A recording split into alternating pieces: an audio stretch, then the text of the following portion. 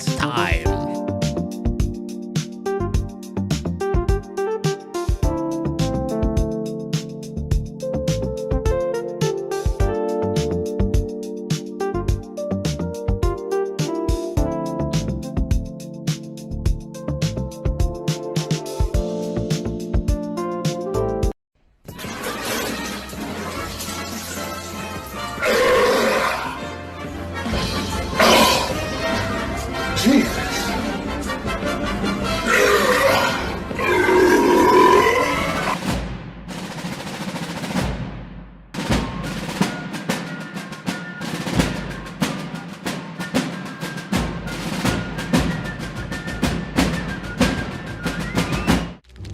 You let one ant stand up to us, then they all might stand up.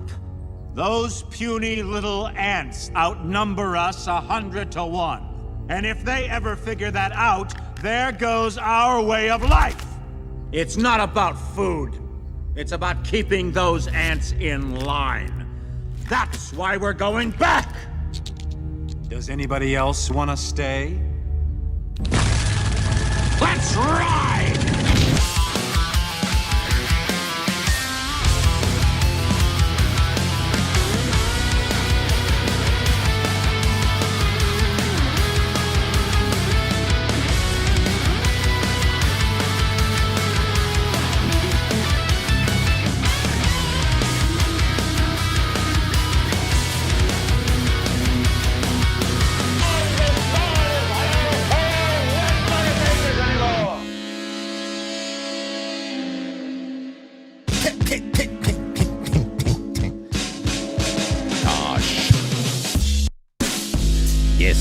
Okay, everybody, 7:01 on the East Coast, here in New York, in icy New York. The snow, I think we handled it better than last time. Today, driving to the studio today was the first time I was on the road since Sunday. Just kind of chilled out yesterday and did all I had to do to maintain the property. But here we are, back in Studio A, and I'm joined by Jay Gulanello on the other side of the room. Jay, how you feeling? Good. Were you out marking trees yesterday, taking care of the property? Did you come in with the agoo? Is everything okay? Everything was fine. Okay. Everything was fine. I have no agoo feelings. Excellent. Everything's fine. Good. Well, there's no need to call anybody. No I know. need for bloodletting. No need for anything. Nothing. I have nothing else to really throw out there. I think it's gonna be pretty fun tonight, though. In the first half, we've got a bunch of stuff to talk about. A follow up on some things that I did last night, and then there's some other things that were in the news that I thought were pretty interesting. The Daily Mail is, doing their due diligence in bringing people up to speed on the conspiracy theories of the past that are now just facts of the present. Right, of course. And that is they published some, not never before seen before stuff on Project Artichoke. And those chemical based MK Ultra precursors and all that stuff. So I want to talk about that a little bit because that's interesting. Because I really do believe that artichoke is alive and well, especially when you're talking about substances and environmental toxins that completely change the makeup of a person's mind. Mm-hmm. And I think we live around a lot of people who have actually transformed in very big ways over the last 6 years. And it's not all chemical. Obviously, I believe that 2020 was a catatonic event and people were just scared out of their wits and they were turned into different people altogether. Yep. But there is also another accelerating forces. There's an accelerant that was involved in the whole thing, and I wonder how many of them have had their souls sucked out. Do those programs ever really go away? No. I mean, let's be honest. I love that. No. Trust me, we ended that in the 70s. We ended it. I love the, because if you were to go into any of the whatever's published on it, and even if you go to like a Wikipedia or something like that, and you look into MK Ultra, and you get these quotes from someone like a Sidney Gottlieb or something like that, who will say like, yeah, we, all of our tests were inconclusive, and therefore it went away. Yeah. Like, first of all, so why are you testing for it? Why do you want to crack this egg? Number one. Oh, just because we want to know how to defend ourselves. Just curious. That's right. Pure scientific curiosity. And if it didn't work, that's it. We nothing. It's a bust. We've got nothing on Sorry. this one. So we left it all behind. Silly. I know. I know. So we're going to get around to all of that. And just welcome, ladies and gentlemen. Like the show, comment wherever you're watching, share it. If you are watching live, no matter where it is, hit subscribe and the notifications bell.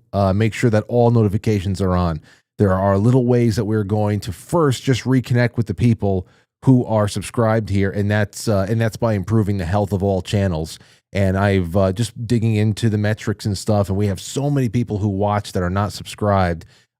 Jump in on that. It helps. It helps. These are little ways where lurking must go away in 2026.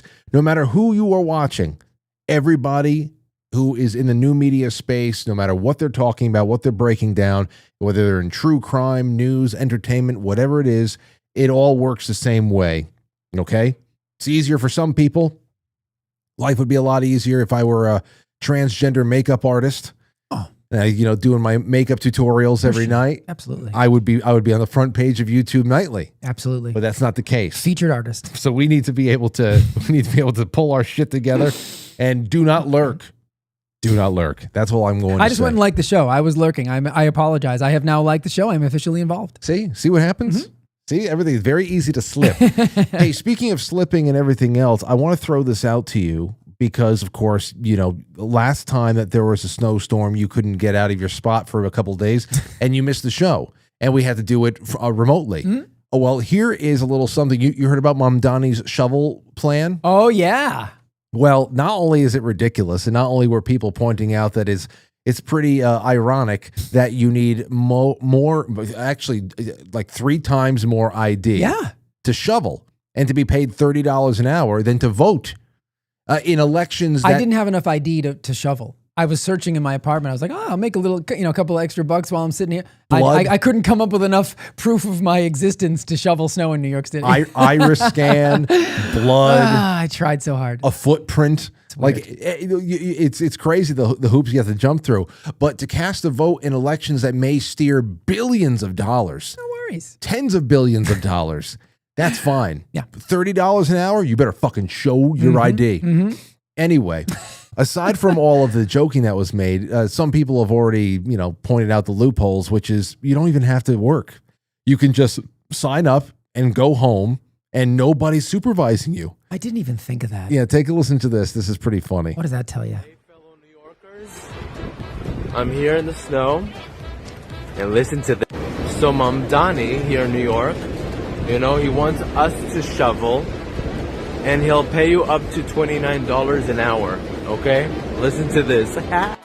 So they want you to have 2 forms of ID, including your social security. Funny, huh? And guess what? You go there, they give you a shovel, okay? And there's no supervision, and you're getting paid an hour. They're taking the money out of the emergency. So this is out of the emergency fund. Okay. And he's paying all those people who live here in New York who wants to go shovel without supervision. So I took the shovel, put it at home, and getting paid $28, $29 an hour. Why not use the idiot? He's fucking us, so let's fuck him over. Allegedly here, for entertainment purposes only. I have to say that. So, New York. I mean, what do you... Frank, I just realized. It's just a clown show. I just finished my taxes. I owe the state of New York even more money than they took out the entire year. I should have signed up to shovel to recoup my losses. Damn it. I mean, I shoveled out my Jeep anyway. I should have got paid for it and stuck around long enough to recoup my losses. I'm an idiot. I don't know how many hours they were going to pay people, but still, if they have you on the street shoveling for 8 hours at $30 an hour, I mean, that's not bad. No. That at least. Oh, man. Listen, I'm still paying New York taxes from, I'm paying a little bit every month. Because I just don't want to see that much money go away. I know. I'm more of like a Band-Aid ripper-offer. This was from before this was from before I reorganized the business and all the money started coming out up front. And it was just one of those at the end of the fuck, man. It's a nightmare. It's a nightmare. For what? For what? Exactly. If there was a bet, I couldn't. I'll tell you one thing though.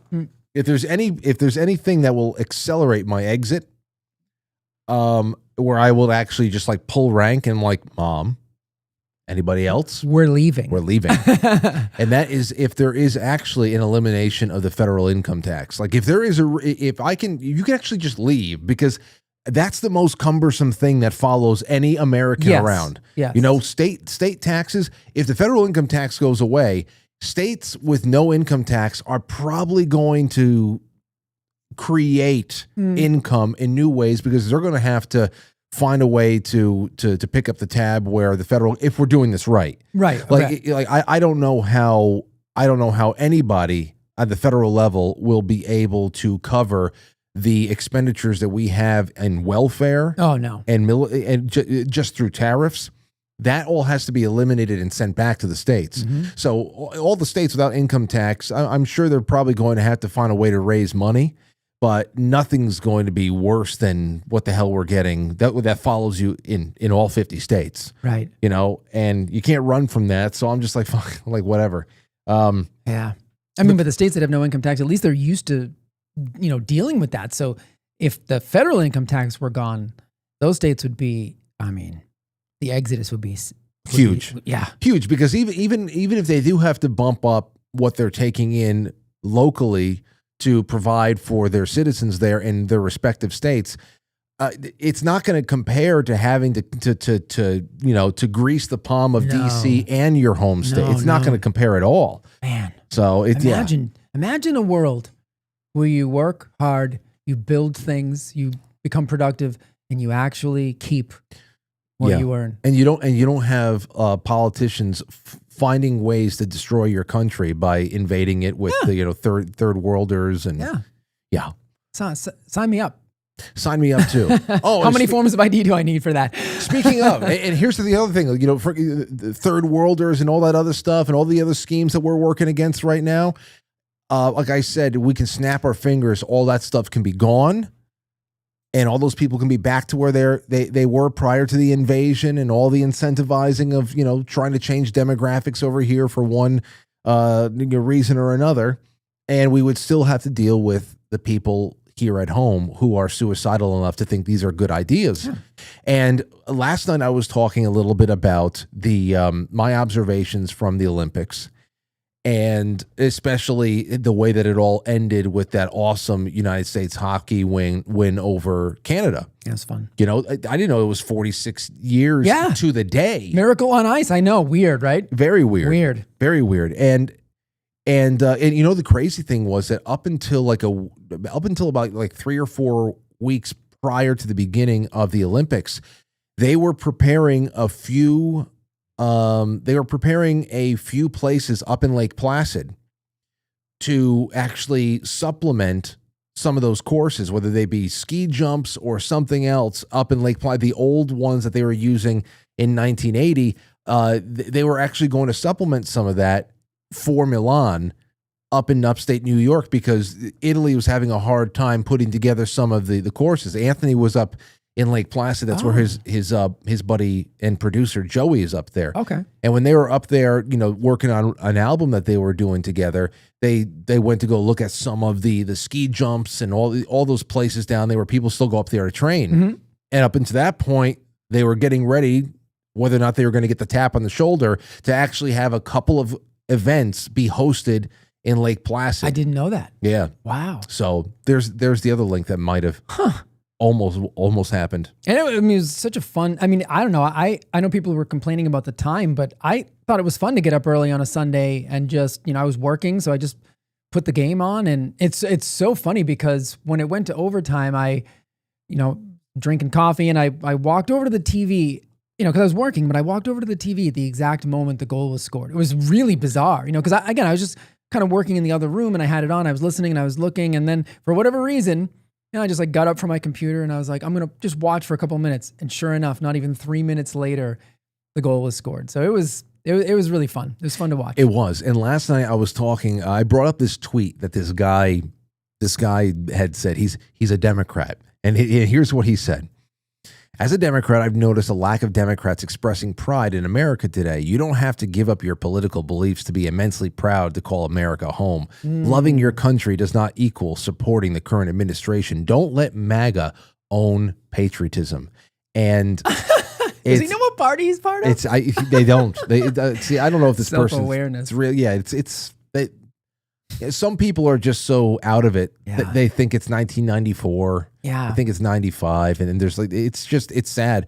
But we were going into why this is an obscene statement, and it's tone deaf. Like you don't even know who you are aligned with and what the party platform, what the party's prescriptions really are. Right. It is expressly anti-America right down to its founding. Not even just the founding of the republic, but prior to that, the settling of the land. You know, it's like they negate the legitimacy of the entire thing. I mean, they're still trying to take down statues of the founders all over the country as we speak, in front of every museum, every town square.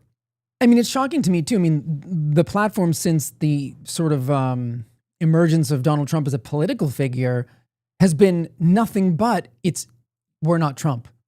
Anything that Trump touches, you know, we make the joke all the time. And actually now Trump is starting to make the joke. If I cured cancer, they'd be mad that I didn't do it sooner. And he's absolutely correct.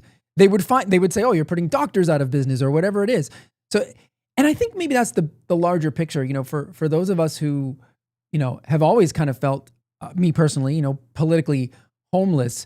We were aware enough to see the ground shift. You know, I've said this on the show before, like I voted for Obama because I wanted to believe in 2008. I wanted to believe what he was saying was true. Of course, none of it was true. He's the liar in chief, right? He was the liar in chief. Nothing he said was true. Everything was a lie. It was a total fraud. He still is. And now it's just easier to see.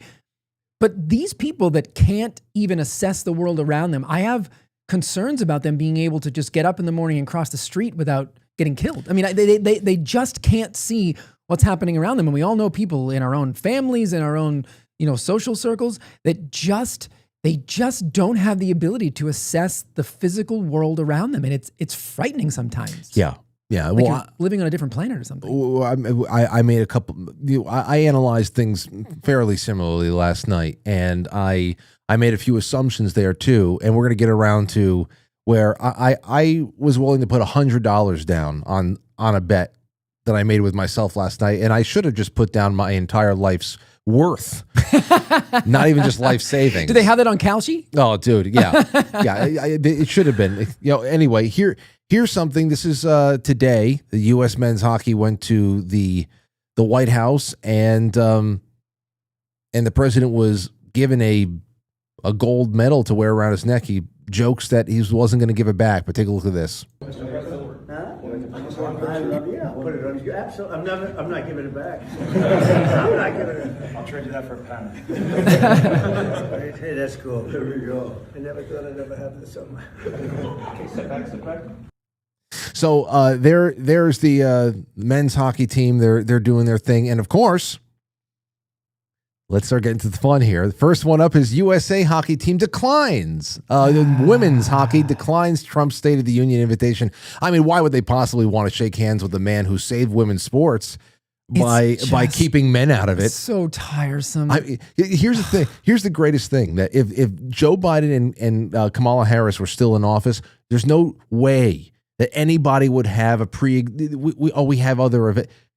What other events trump going to the White House or being a guest of honor at a State of the Union? What really trumps that other than your fucking your politics? Okay, so that's number one. Number two, the Biden-Harris administration, whoever the hell was calling the shots over there, was trying to expand Title IX to make sure that sex identity, how a person identifies sex-wise, was a protected right, and how people were able to compete in college sports and all that stuff, which means men continuing to destroy women's sports and their records and everything else like that. And that was totally fine, because And listen, the women in this audience especially know how women are, especially liberal women, how they are right now, how there is no reasoning with them.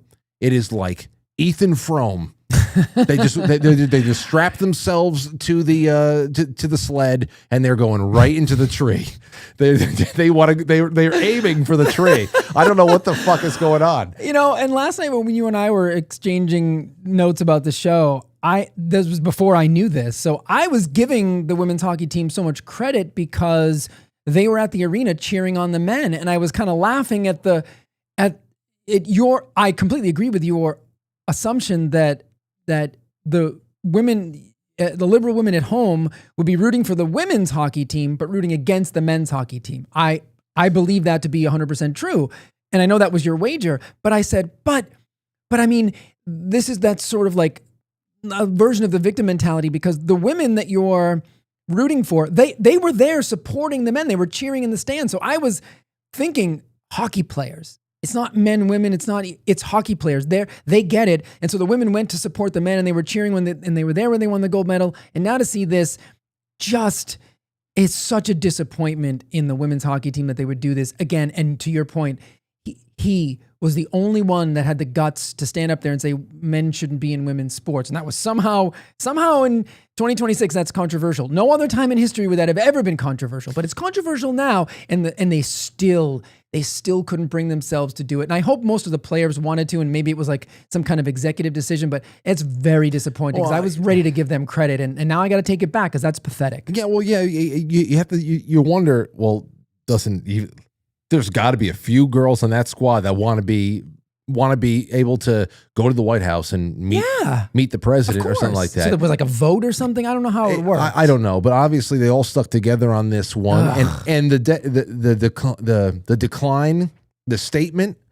declining statement was polite enough. Okay, polite enough, and I said it was due to timing and previously scheduled academic and professional commitments. So it was a lie. Yeah, but academic. What, you have to go back to class? I got homework. You got to go back to class. Really, you just came back from Italy. 2 hours ago from the Olympics. You can't take 12 more hours to go to the White House. No, I mean, come on. Of course not, Frank. And I think it was that cheerleader Don Lemon who even said it. If a real president like Barack Obama were in, I was like, Don Lemon, you belong on the women's hockey team. Okay, what a joke. Well, he is. Well, let me. Oh boy. Now, boy. I know. Say no more. I said last night I would put $100 down. A picture is worth 1,000 words. I don't know. I don't know how you can do the polling, but I said if I can get some accurate polling on this, I would put a lot down. Yeah. To make some money. I can use a little injection into the operation around here. I can get a new air conditioner for the spring. Ooh, I can't wait. I know. There's so many great things I would splurge on. I want to come in here bundled up in July. I know.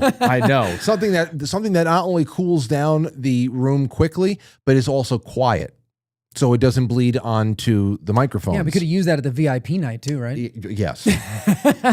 Although we would have needed 3 more air conditioners. Yeah, it was a tough night. Anyway, I said I would be. I'm certain that if you were to poll liberals in particular, they would be overwhelmingly in support of our American girls because what they project onto women as badass bosses, bitches, and all that shit. And then, of course, the United States men, I said, I bet you any money that the majority was definitely rooting for Canada because of all the daddy issues and all the other things that they're projecting onto toxically masculine American, loving, tough, not going to bend to the bullshit hockey players. I like it. Okay, so here's we're just going to, and then the TikTok compilations started coming out. Then the TikTok compilations. Oh God. Okay, yeah. Here you go. There we go. Oh, she's part of the Rebel Alliance. Oh, yes. That's good. No. She's a true rebel. This one right here is trying to show you that, Mom, I'm years past my prime in all things, but I stay youthful with my gigantic, quirky grandma glasses and I clutching my Rebel Alliance coffee mug. I keep it right under my chin so it stays in frame. Wow. I had no idea that the U.S. men's Your glasses are fucking stupid. Hockey team warmed up by licking boots. I'm waiting for the punchline. That was a fun 10 minutes. Patriotism, United States, I hate you more and more every day. Donald Trump, I hate you. Hughes Brothers, that was embarrassing. And I hope. Okay, you sour twat. Embarrassing? Yeah. What a disgusting creature that is. She's a sour twat. Oh, God. Your mother hits you. I hope your mother hits you. Yeah. And that's what it's all about. It's all about mommy coming home and beating the children because mommy is the queen bitch. Queen bitch. You want... Fucking get used to your cats, sweetheart. Sour twat. Because the only guy that's going to go for you is the Don Lemon of the world. Yeah. And he's taken. He's taken, all right. He's being taken by the white men. Oh, boy. That's true. That's true. I don't know if you can be mad at a hockey team for partying with Kash Patel, the president. Like, it's not their fault. Yeah, this is the poster child for the testosterone crisis. Oh, the third liberal woman in a row. I know. No, the U.S. men's hockey team were pieces of shit. Imagine him trying to say that in front of one of those players. Right? No, that would never happen. I mean, he would walk by and like try to like. Yeah, the shrinking violet. Yeah, I know. Here's another one. This is a little bit more truer to form. The other people they're feigning having control over their lives. This one just let it all hanging out.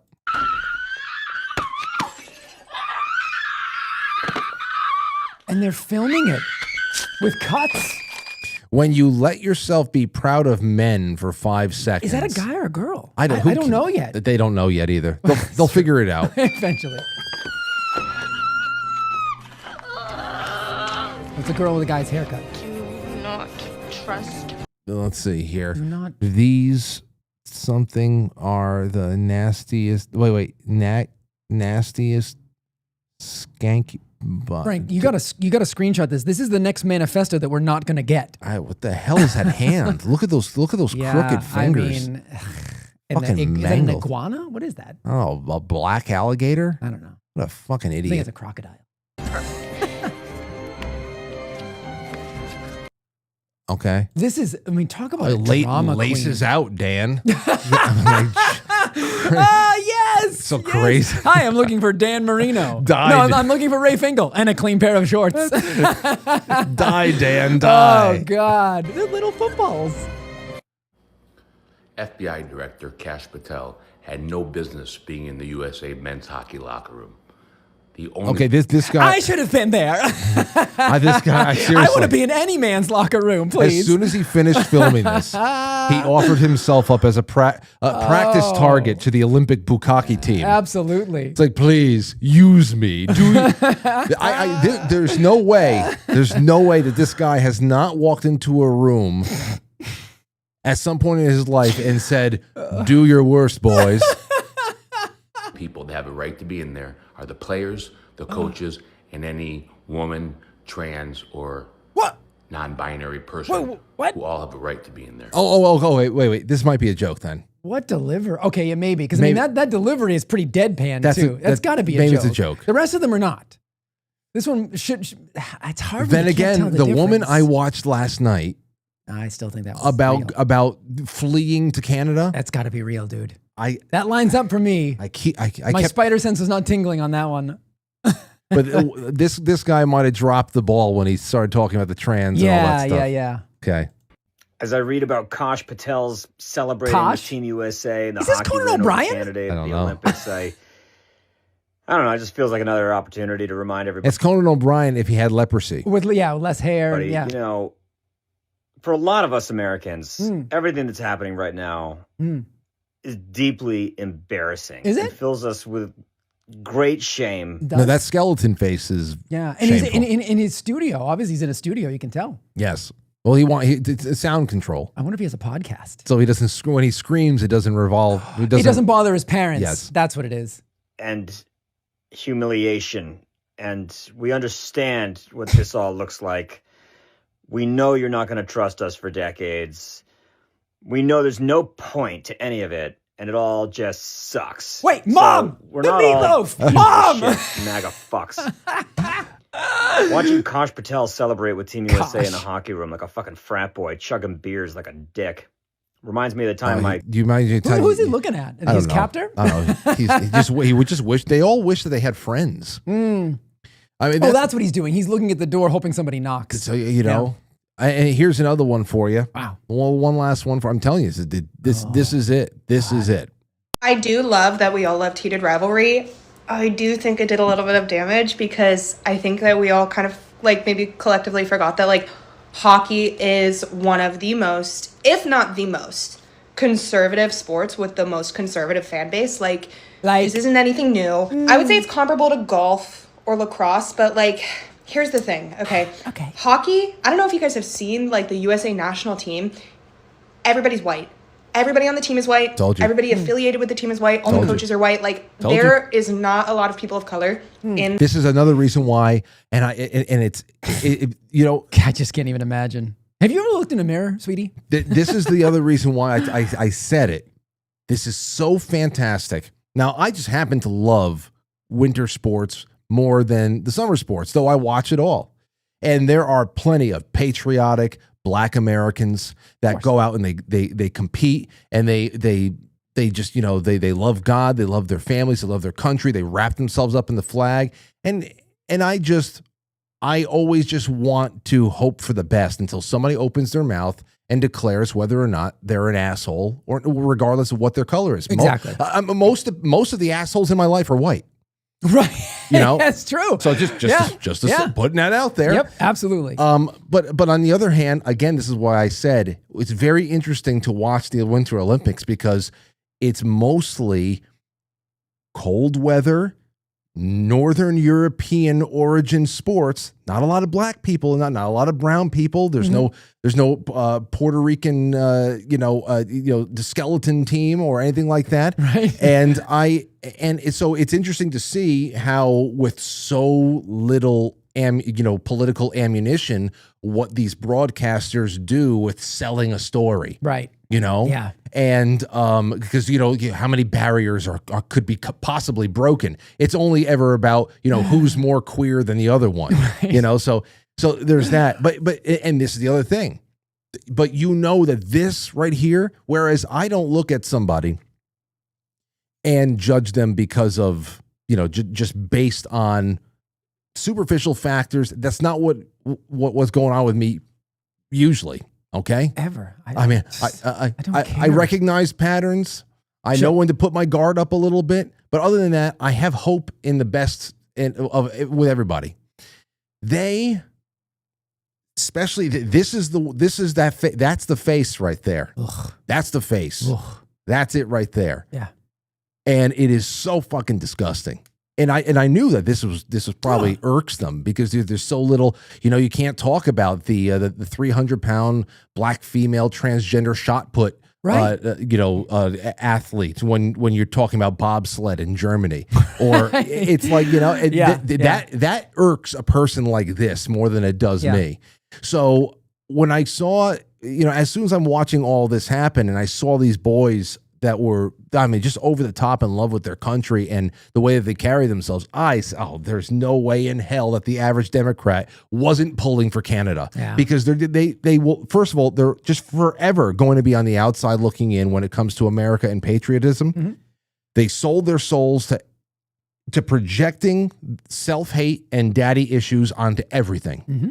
And that's where we are. Yeah, and this was the worst of the worst, because it was patriotism and it was a bunch of white males. That's it. Tough ass white males who can get punched in the teeth and still win. That is a foreign concept to these people, because these are the weakest among us, right? They love to throw around the word privilege, but their lives are so privileged that they can spend and waste most of their lives finding reasons to be outraged, mock outrage. That idiot screaming filmed multiple clips and had to edit all that together, and then is expecting the audience to think that it's some kind of authentic emotional reaction. I mean, it is theater of the absurd at this point. These people are, it's like, we've talked about this before, like the influencers or people on social media who film themselves crying. I see that and I'm like, I just, what are you doing? What are you doing? I mean, it's not real, right? I mean, we know reality TV isn't real, but this stuff, this is just the new reality TV. It's not real. You know, I mean, that woman, it was real, but I mean, like the people that are filming multiple cut scenes of their outrage. I mean, I want to see them in between scenes. Like, okay, all right, so now I need this cut. Okay, you know, I mean, it's just, it's ridiculous. Well, the person had to set up. They have to set up their camera at every turn in the hallway. It's bizarre. A couple of takes each time, and it comes off as candid or something like that. But I really do believe that they've definitely outlived their usefulness. They are really just disliked by everybody. And they couldn't accomplish anything that those American hockey males accomplished. They don't have the courage. They don't have the intestinal fortitude. They can't work well. They don't work well with others. Like all the things that sport. And I heard you talking about this last night, and I agree with you completely. It really annoys me. Even people in our own sphere who like make fun of sports. You can make fun of the institutions of sports. That's fine.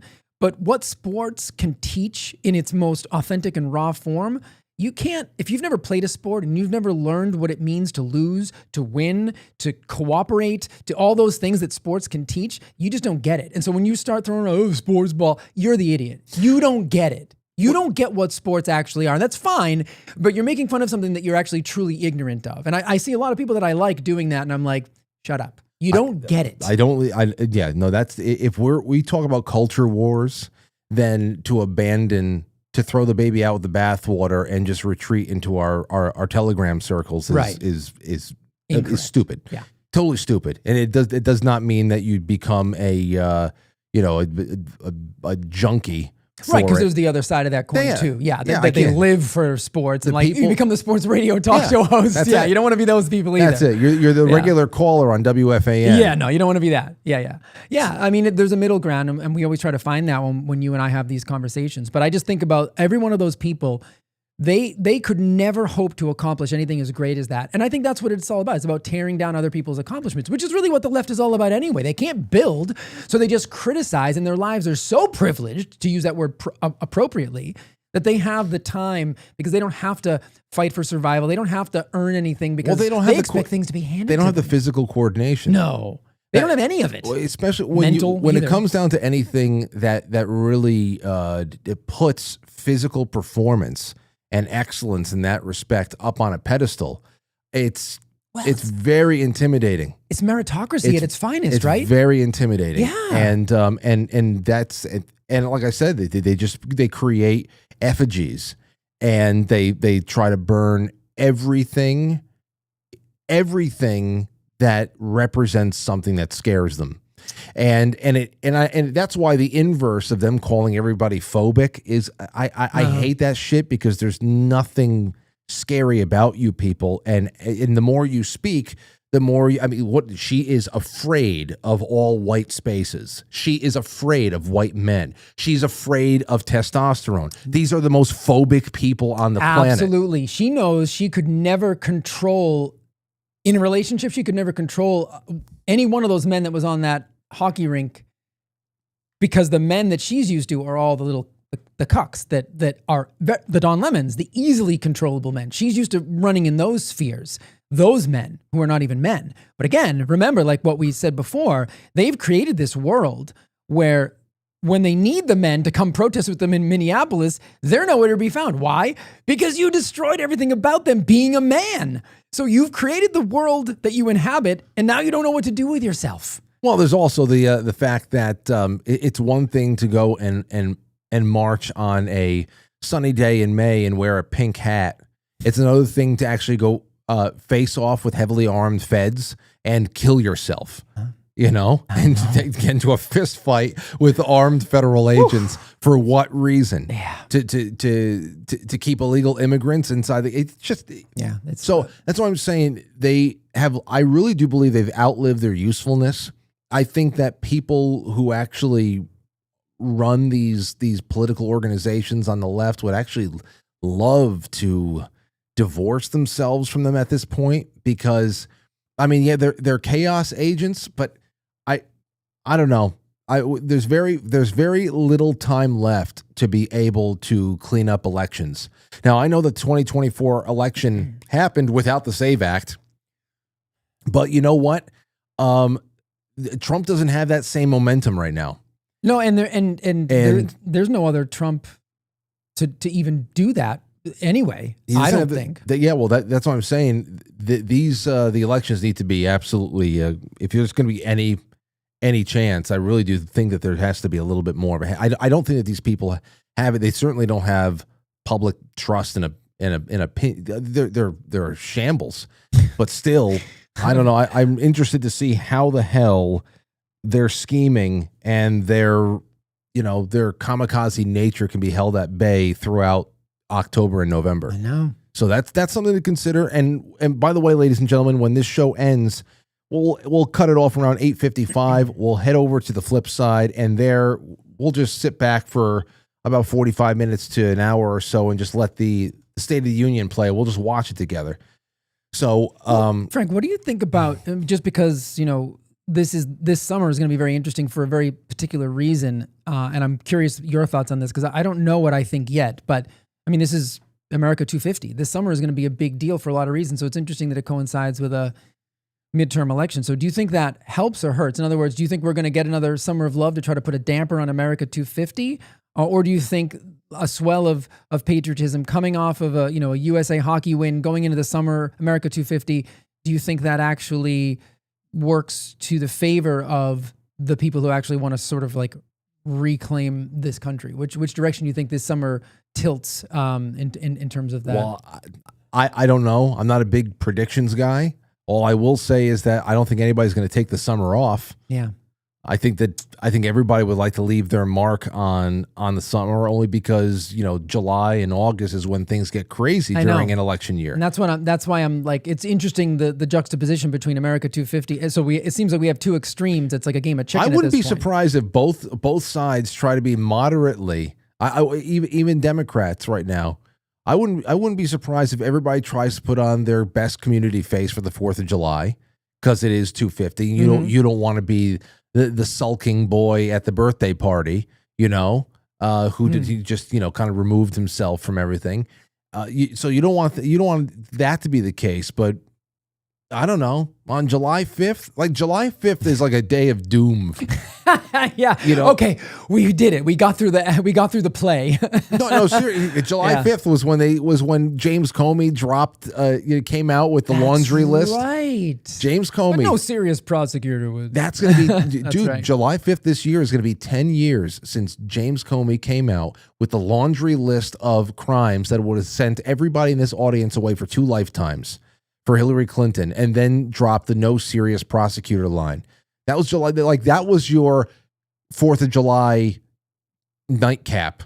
That was the next day. Like, so anything you were feeling on 4th of July was just like, holy shit. No. What the hell did I just celebrate yesterday? Actual commie bastard. Yeah. That moment is 10 years old this year. Yeah. That's wild. It is. That's wild. It's very wild.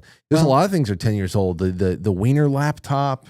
Oh, that October that we still haven't seen. Dude, October 2016 was something else. I remember I was driving to and I got to wrap this up so we can get to all of our other topics here. But I still remember, and I'll just hold this off, I guess, until October too. I got to remember it. But that was the famous Breitbart in the morning radio spot. I was listening to it on the way to a personal training client's house, and I didn't want to get out of the car. I'm parked outside their house. I didn't want to get out of the car because I just heard Eric Prince. I remember this. Call up Steve Bannon, who was on Sirius XM, Breitbart in the morning, and really just dish on what the hell this laptop thing was all about, and Loretta Lynch and the NYPD, right? And this kind of like strong arming of the NYPD with the Eric Garner stuff. Like if you don't bury this Wiener laptop thing, then we're going to open up civil rights situation with the Eric Garner case, the guy who was killed selling Lucy cigarettes in New York. Anyway, that was such an incredible call, and it just felt like we were on the precipice of breaking through so many different, invisible ceilings at that point. And here we are 10 years later, and there's nothing but a lot of blue balls, man. I'll tell you, it's been a lot of blue balls. When was the similar time as Pizzagate? Was that in that realm, right? That was already getting pieced together. Yeah, I thought so. That was over the summer of 2016. That's when we got that's right. We got the Podesta and the DNC leaks. That's right. Seth Rich was already dead. That's right. And dude, we were locked and loaded. I know. There was so much. There still is. Yeah. Harambe. Oh yeah. Yeah. Wow. And this year we don't have Harambe, but we have that little macaque monkey punch. I don't know if I saw that. This little monkey that's been rejected by his family. Oh yes. And he's carrying around like a stuffed animal. Like at least we had in 2016 we had fucking Harambe. Right. That's just like, yo, kid, I've got some information about the Clintons. Yeah. And now we've got this little macaque monkey called Punch Macaque. Okay, think about just the symbolism there. Yeah. We're getting punched in the cock in 2026. That's 10 years after we thought that the whole curtain was coming down and we were going to see the Wizard of Oz standing there. We get to beat the shit out of him finally. 10 years later, we're getting punched in the cock. Symbolism at its finest. Yeah. Anyway. All right. Okay, so here's the next thing. Oh, speaking of, was it 7:45? Real quick on this. This was news. This was getting around on the 30th of January. Pretty interesting. And then I wanted to show you the timing of a couple other articles. This is from Benjamin Ryan on the 30th. First detransitioner to take a medical malpractice lawsuit to trial wins $2 million judgment. Fox Varian sued her Westchester, New York area psychologist and plastic surgeon for the gender transition mastectomy she got at 16. I was the only reporter to attend the entire 3-week historic trial. Subscribe to my Substack. That's from Benjamin Ryan. Let's see here. The entire case file was put under seal when the trial started, although I obtained all those documents before they were sealed. And all the transcripts from the trial are also under seal. The riveting trial was sparsely attended, and there was only one other reporter at the trial, and he only attended as for part of it, and I took few notes. So my own hundreds of pages of notes from the trial will likely remain the only way for the public to learn about all the finer details of what transpired. I've identified 28 detransitioner lawsuits filed to date. Okay. Varian versus Einhorn was the first to. Oh no! Get out of here! Imagine that. That is weird. We already had a. That we're talking about transsexual stuff, and we have an Einhorn involved. It's too much. Predictive programming. Finkel is Einhorn. Einhorn is Finkel. Einhorn's a man. And then the crying game. Oh my god! It's not funny, but it's funny. No, it's hilarious. So there's a lot going on there. Anyway, $2 million. Yeah. And immediately we started getting stuff like this. Here is from the New York Times. This is from February 3rd, a couple days later. Okay. Plastic Surgeons Group advises delaying gender-affirming procedures until age 19. Oh, well, isn't that wonderful? Here's another one for you from The Atlantic on February 12th. The tide goes out on youth gender medicine. American doctors are no longer united on the wisdom of medicalizing gender dysphoria in minors. Wisdom? Helen Lewis. Wow, what a psychopath. I mean, it's all money. It's obviously, it's all money. I mean, well-meaning doctors didn't just find out that chopping off a kid's testicles isn't going to help a mentally ill person cope. People are sick, man. That did not just happen. A well-meaning doctor didn't just come to this conclusion. And I hope the lawsuits come in avalanches. Oh yeah, I want to see practices out of business. I want to see so many doctors on the streets. They deserve every bit of this. I want to see lawsuits galore. Yeah, it's just those people never get their lives back, never in a variety of different ways, which is just. And you're talking about minors. I mean, it's just a double mastectomy at 16. Disgusting. Disgusting. Your life has barely started. And what about these parents? I mean, and the teachers. I mean, these kids don't get it from nowhere. They don't just magically come up with this one day. It is social programming. It's a social contagion.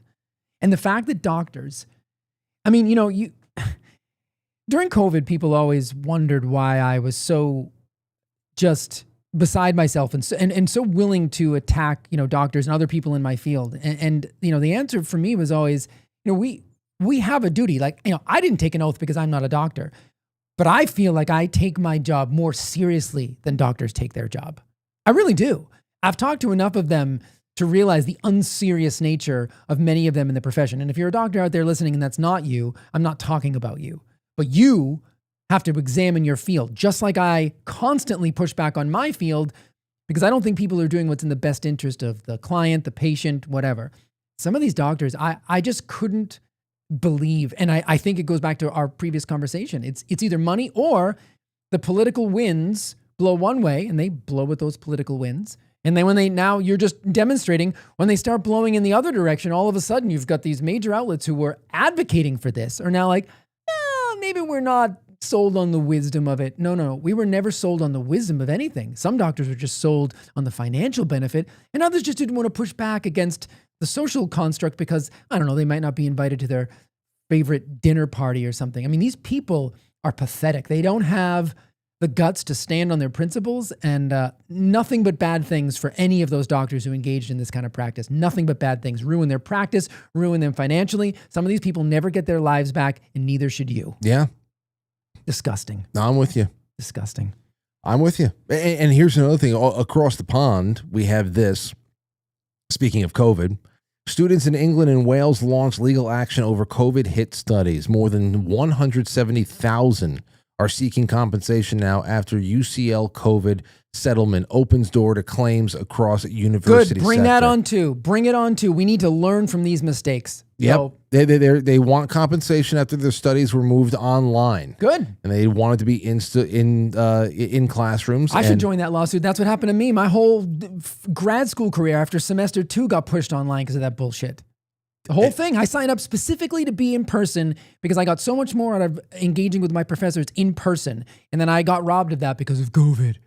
Yes. The pandemic that we all lived through. Oh, we all lived through a pandemic. Don't you know? It's just scary. It was I don't all even want to very- think about it, really. Very scary. Don Lemon lived through a pandemic. He always reminds you of that. I got to say, obviously, that was one thing. The fact that so many people, we got into this ridiculous habit of having children learning on Zoom webinars and stuff like that. Bill Gates loved it. Yeah, it was, and of course, and the teachers unions were the ones that were really pushing for this too. They didn't want to go back into the classrooms. Yeah. And around that same time, you want to talk about coercion. It's one thing to say that, hey, everybody was affected by this because we essentially got half of an education. Around that time, we were learning a lot of things. We were learning about how teachers prepared their curriculum. Parents were able to see the curriculum for the first time, and teachers did not like that. So that was that. But other than that, there was also how children who were there doing athletics were getting sauced up through coercion. They were getting the sauce. The sauce came out in December of 2020. Yeah. Everybody really started getting it pushed in in 2021. And do you remember throughout 2021 and 2022, I don't know where the reporting on this has happened unless the wave of those initial instances died down, but everybody just fucking falling over on the field. Oh, yeah. Okay. Oh, yeah. Hockey players, field hockey players, soccer especially.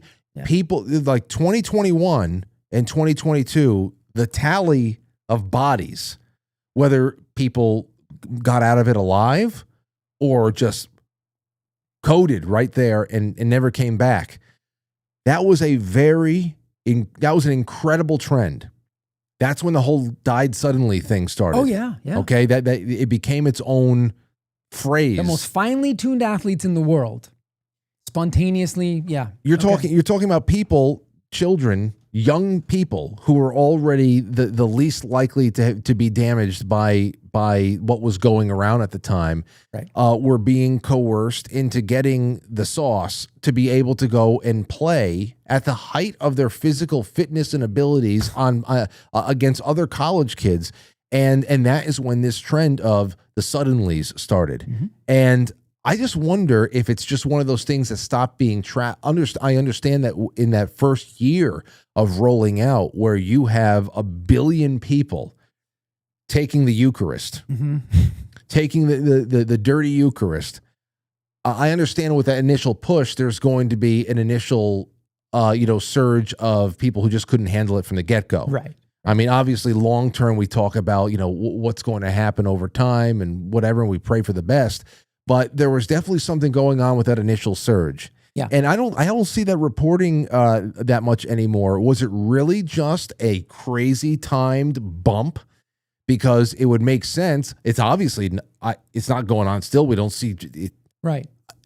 I mean, you wonder. I mean, I think what you said is probably more likely. We certainly don't know the long-term ramifications, although we can take a look at this trend of younger people, like 30s and 40s, of colon cancer and all of these things that are on the rise. So you can certainly make those kinds of associations. But the problem is now the temporal relationship has changed. So the further away from the initial incident, if you will, the harder it is going to be forever to connect it to that. And so you may have now, in 10 years, you may see the curve of autoimmunity even more on the rise than it already has been since the 1980s.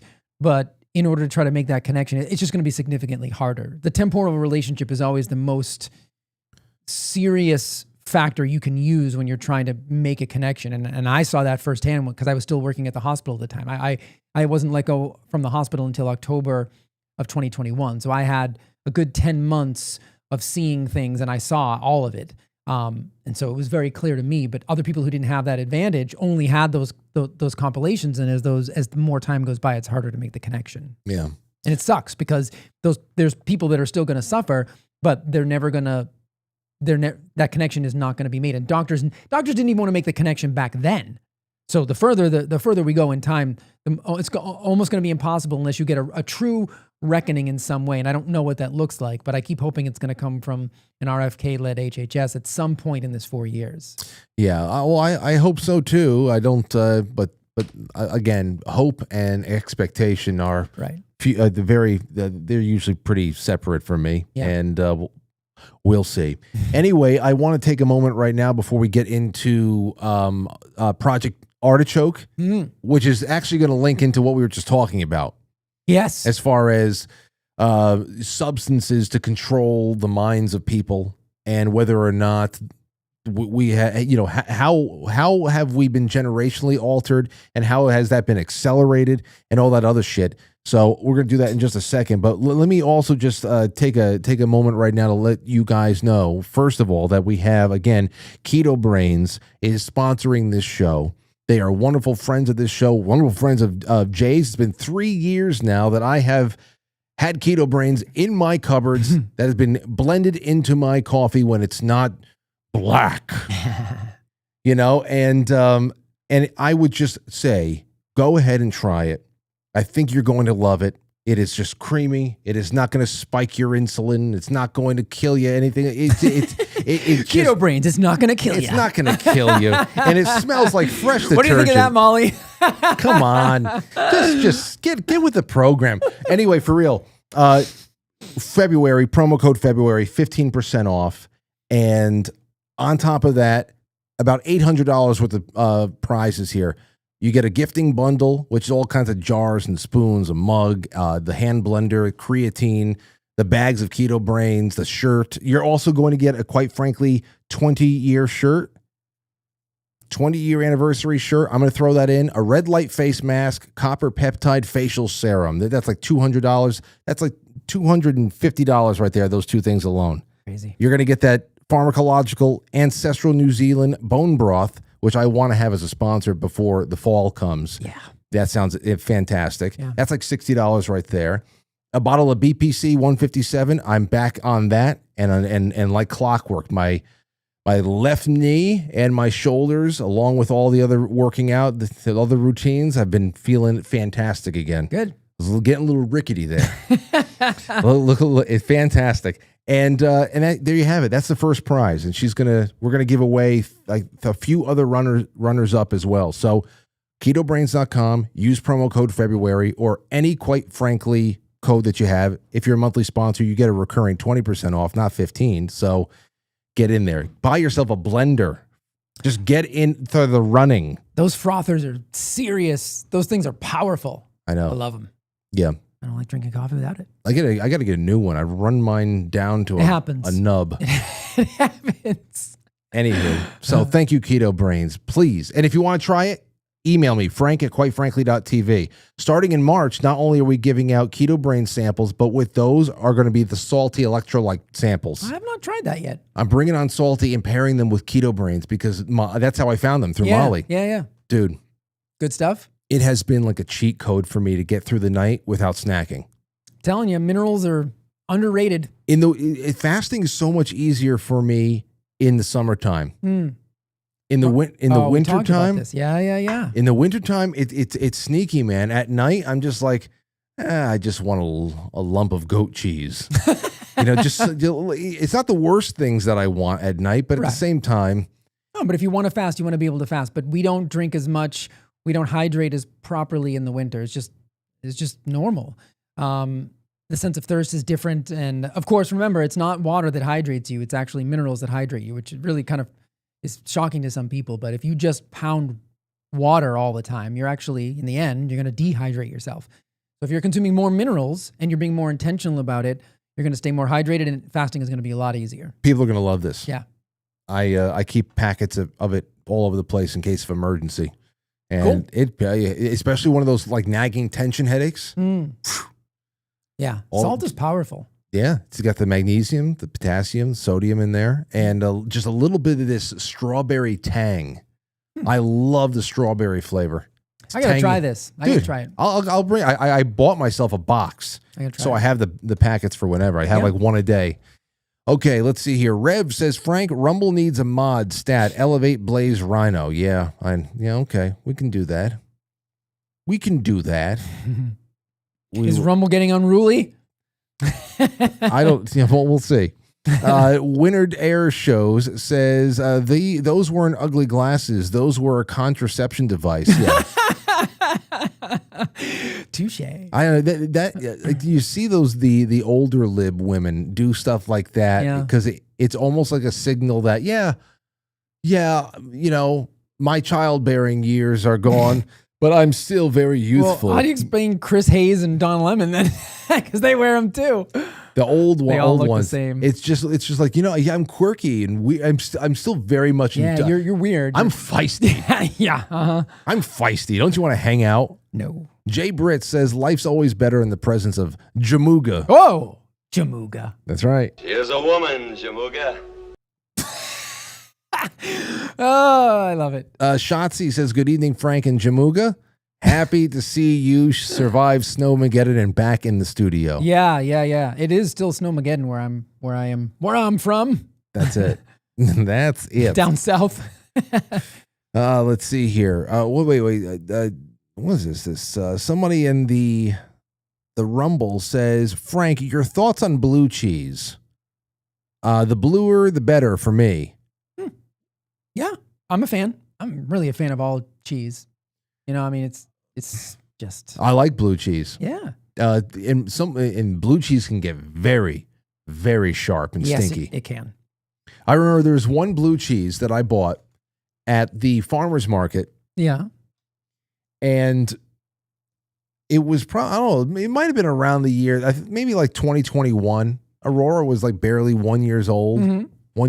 And I went to my farmer friend Ed, and he sold a lot of local cheeses too. And he had this one cheese there. There was a blue cheese that looked, I don't know, it looked nuclear. Something about it looked nuclear. And dude, I brought it home, and when I would make a small little salad to go along with my tuna and all the other stuff I was having for lunch at the time. And I'd break up some romaine lettuce. I'd take out the balsamic vinegar and a little bit of oil, and then I would take out the blue cheese and I start crumbling it. It's the only time Lauren has ever asked me to leave the room with food. I bet it was Roquefort. That is like a really, really stinky sheep blue cheese. I mean, it smells like feet. Dude, it's delicious. I don't know what if that was the style or something. It was a local, like upstate New York blue cheese, and it was so stinky that it filled up the room. And I was, at first it took me it was a little overwhelming. It took me a while to get used to it, and then I kind of just liked the pain. Yeah. I don't know what it is. And it out stunk tuna. That's a serious cheese. You picked a winner. Well, my tuna doesn't stink. Well, I mean, people get weird about tuna. I don't think it stinks either, but like, you have ever worked in a place where like you bring tuna for lunch and they're like, "Oh, you brought tuna?" It's like, yeah. I don't know. People are weird like that. I worked in a corporate job where I would bring stuff like that and people didn't like it. And honestly, I mean, if the tuna, I feel like you're imposing a lot more on people around you when you bring an egg salad than the tuna salad. I love that too. I love egg salad. Yeah. But but if I'm going to be objective about it, I think that the egg salad really, I think that dominates the room a little bit more than tuna. Just don't heat up like salmon in a microwave. Yeah. That's when it gets you. Unless you go tuna melt. Oh yeah. If you go tuna melt, yeah, and you apply a little heat to it to melt the cheese and all that stuff. Well, and the cheese acts like a blanket and it keeps the smell in. I don't know what the hell's wrong with people. I don't know either, man. People have weird food things, and I mean, as a nutritionist, I'm just like, the first thing I always want to say to people is like, just get over it. Yeah. I don't, but no, that's what I want to say to you. Get over it. Just eat the stinky it's cheese. It's good for you. Just eat it. Okay, let's see here. First things first, really quickly, what do you think about this? Because, of course, it's MAHA related. This is a presidential action from February 18th promoting the national defense by ensuring an adequate supply of elemental phosphorus and glyphosate-based herbicides. Yeah. I mean, this was a double take. What the hell is this all about kind of thing for me. How did you take it? I mean, I think it makes sense. Look, I mean, I try to look at things from the idealistic and pragmatic point of view, and I think we have gotten we've turned from a goods producing economy to a service sector economy, and that also is our food supply. We import way too much. Our farmers have gotten way too reliant on these things. So I see why, and I think people are saying, RFK's turned on MAHA and glyphosate. No, he knows more about glyphosate than I do, I'm sure.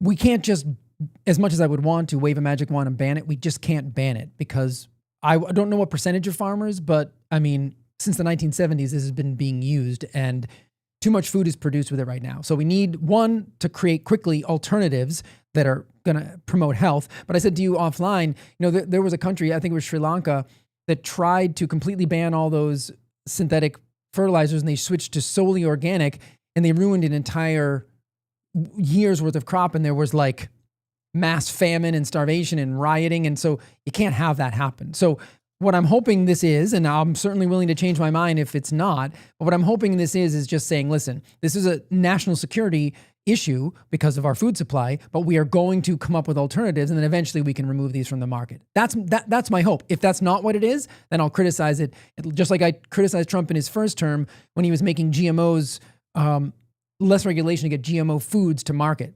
I did not support that. I still do not support that. And I would not support this if it was like, glyphosate is great, let's use glyphosate going forward forever. I don't think that's what this is, but we'll have to stay tuned. But I do understand it from a national security perspective. We do have to protect America's food supply because we just import too much. He said, let me see here. This is from The Hill. Kennedy doubles down on defense of Trump glyphosate order amid MAHA backlash. And I get it. I get it. Republicans' longtime pro-business positions have increasingly put them on collision course with MAHA. Tensions erupted last week when Trump signed an executive order that was supportive of glyphosate. Kennedy, in a post on X on Sunday night, implied that pesticides can cause health problems, but said that they are necessary to ensure an adequate food supply. I support, quote, President Trump's executive order to bring agricultural chemical production back to the United States and end our near total reliance on adversarial nations. When hostile actors control critical inputs, they directly threaten the security of American people. The Trump administration will secure these supply chains to eliminate that vulnerability. President Trump did not build our current system. He inherited it. He said policymakers wrote farm policy, directed research dollars, structured subsidies in crop insurance, and shaped commodity markets to reward monocultures and maximum yield. Those deliberate choices locked farmers into chemical dependence and prioritized short-term output over long-term soil vitality and human health. We are now changing course without destabilizing the food supply. Yes. Okay. So I didn't read that. That is exactly my take on this. Okay. I understand what he's saying. Yeah. I mean, he's saying first step is get the supply of this stuff made in country instead of buying it from a Russia or a China. Exactly. And then find a way to wean the hell off of it. Absolutely. And that is exactly how I would approach it as well. Even knowing everything I know about glyphosate. And again, RFK probably knows more about glyphosate than I do. Maybe not, but probably. Yeah, I mean, look, we again, you've got to balance the idealistic with the pragmatic. And I think that's what's happening here. It's as far as further criticism, which has been prompted, of course, here's one from Zen Honeycutt, founder of Moms Across America, said, it's been a year, not a single thing has been done by the EPA to reduce our children's and families' exposure to pesticides. In fact, regulations have only gotten worse, loosened, and more harmful pesticides have been approved. So I understand where everybody's coming from. Absolutely. As I said before, the Band-Aid approach is just not feasible for anything. For a lot of things, especially things like welfare. There's things have got to be sunsetted in some respects, and I understand about what our domestic production of food is dependent on right now, and how far, how long do you need to completely course correct with the size of the rudder you have and the size of the ship? That's exactly the analogy that I was going to give, and the answer is we don't know. However, I will also say that the changing of the food pyramid also is something that should not go unnoticed, because that does play into this. If the original food pyramid and the dietary guidelines since 1977 have told us to be a carbohydrate, grain, and wheat-based society, nutrition strategy. And that is where glyphosate is even more prevalent. So if you notice in the new version of the pyramid, that has completely changed. So there is an indirect way that RFK is addressing this by saying, listen, because, and I've highlighted papers, there's a paper from Canada from 2020 that shows the meat and milk of ruminant animals tends not to bioaccumulate glyphosate. So by returning things like red meat and dairy, which he did, to the top of the pyramid, you're sort of pushing people in a direction that will expose them to less glyphosate. So I know that people won't see that as a victory, but it is a victory. So you have to do this from multiple angles. And so that's the way I'm looking at it. I did not see that RFK tweet, but it makes perfect sense, and that's exactly how I felt. But then you also have to look at the pyramid change and say, listen, if you're focusing on animal proteins and animal fats, you're already going to then limit your exposure. And you have some control over this. You can choose organic when possible, and you can choose animal products when possible, and you're going to limit your exposure. So there's stuff we can do in the meantime, but long term, we have to address this from a geopolitical standpoint too. And unfortunately, it's the lesser of the evils, but I think things will still change between now and the end of this term. Okay. So, all right. Yeah. Well, let's get to the next thing. Oh, before we do, ladies and gentlemen, as I should have announced this earlier, but as far as our super chat raffle, I want to start a super chat raffle up, and I will give away. I'm going to announce a winner. I'll draw a name from everybody who's pitched in last night, tonight, tomorrow, and of course Thursday. I'm putting in another one of Jane Barlow's fantastic, complete field guides. You want to talk about what waiting for the government to do something good? Well, hey, this is what you can do with even a small patch of land in the back in your backyard, or a small the pot of anything. What are you going to prioritize? Everything you need here. That's all the knowledge you need to make a wonderful medicine cabinet full of very, very nice stuff. And also, I'm now throwing in a golden ticket. This right here is going to get you, it's a QR code on the other side that's going to get you a full bag of Keto Brainz, a full bag. Whoa. Okay, so we've got Be Your Own Shaman, the book. You're going to get a full bag of Keto Brainz with that golden ticket. Who's going to be the golden ticket winner? And we'll see what I'm going to drop in tomorrow. Probably some silver. Oh. Probably some silver. Oh. You know? Can I come back tomorrow? Yeah, whatever you want. so throw it in. YouTube, Rumble, Pilled, quite frankly, superchat.com, Twitch, doesn't matter what the hell it is, and you'll be in the running for Thursday night. Okay, let's see here. Artichoke. Okay. It made it to the Daily Mail. Oh, you've arrived. What's the op? Declassified CIA files reveal chilling blueprint to manipulate Americans' minds through covert drugging with, they're saying, putting it in the headline there, the Daily Mail, YouTube, and everywhere else. Vaccines. Oh no, the V word. A not newly released, CIA document reveals a chilling blueprint to manipulate minds through covert drugging experiments. The report, added to the CIA's reading room in 2025, details the government's once top secret Project Artichoke that ran from 1951 to 56, focusing on behavior control, interrogation techniques, and psychological manipulation. Just to remind you guys, around the same time as when Mockingbird started as well. And remember, the national security state was really born in 1947. So they got right down to work, didn't they? I mean, they got a job to do. Yeah, man. The 7-page document titled Special Research for Artichoke, with an attached label, Suggested Fields for Special Research Relative Artichoke, outlines proposals to develop chemicals capable of altering human behavior. It discusses drugs designed for both immediate effects like truth serums and long-term influence, potentially administered through food, water, alcohol, or cigarettes. Researchers also suggested that substances could be disguised in medical treatments such as vaccinations or injections. The CIA also looking into methods beyond chemicals, listing hypnosis, sensory deprivation, gases, and other psychological methods for interrogation and behavioral control. Artichoke served as a precursor to the CIA's MKUltra program, which later broadened mind-altering experiments on a larger scale. Many files were destroyed in 1970s, leaving the full extent of the research and how far it progressed is unknown. Yeah, because they didn't find anything, and they had it's all done. Here it is: chemicals, including drugs. It is believed this is from the actual white papers here. It is believed that specific research should be undertaken to develop new chemicals or drugs or improve known elements for use in artichoke work. A study should be made to determine what drugs are best suited for direct use on subjects along the lines of, what is that, amytal, or pentothal? Yeah. And which are those truth serum drugs?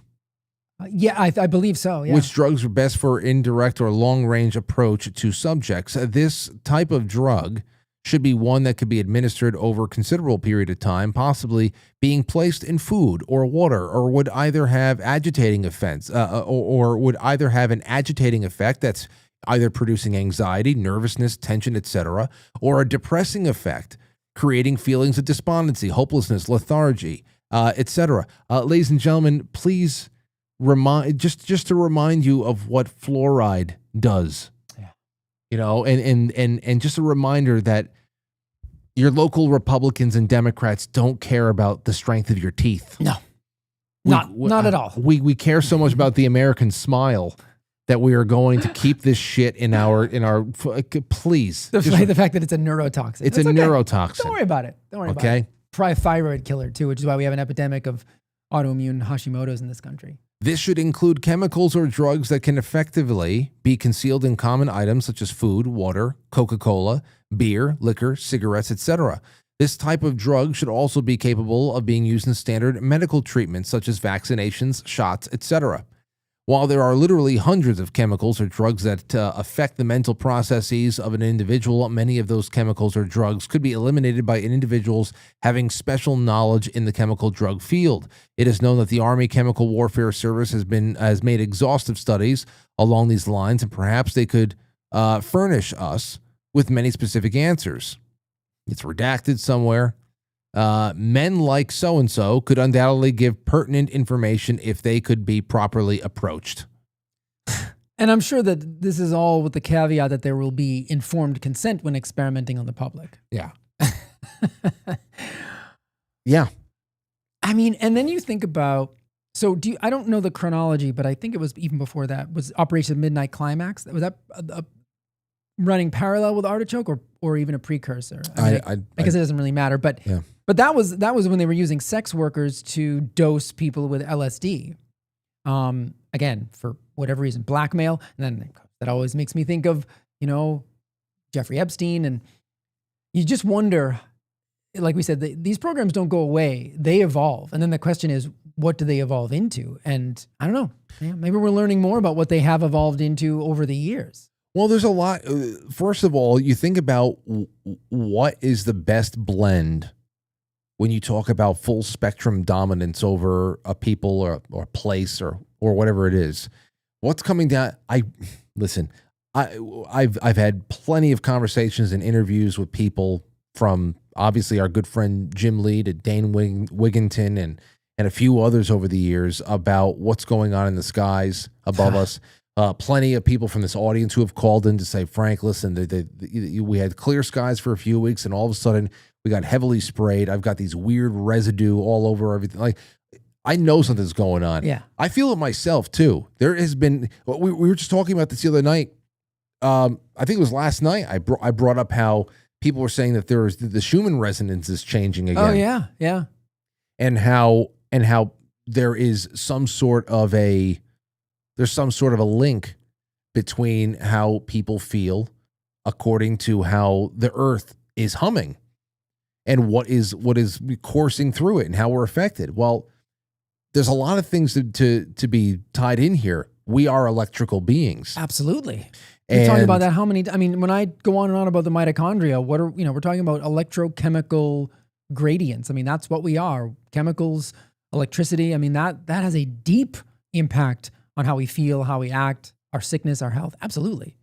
And not only that, but like when we talk to somebody like Ilana Freeland or even Gigi Young, and we talk about nanotechnology, and even back in the day with the late Cyrus Parsa coming on the show to talk about what we're actually just being peppered with as far as nanotech, and what that could actually do to trigger some new iteration of a program that, people talk about 5G and what that does to us, what role that could have actually played in 2020 and COVID. Right.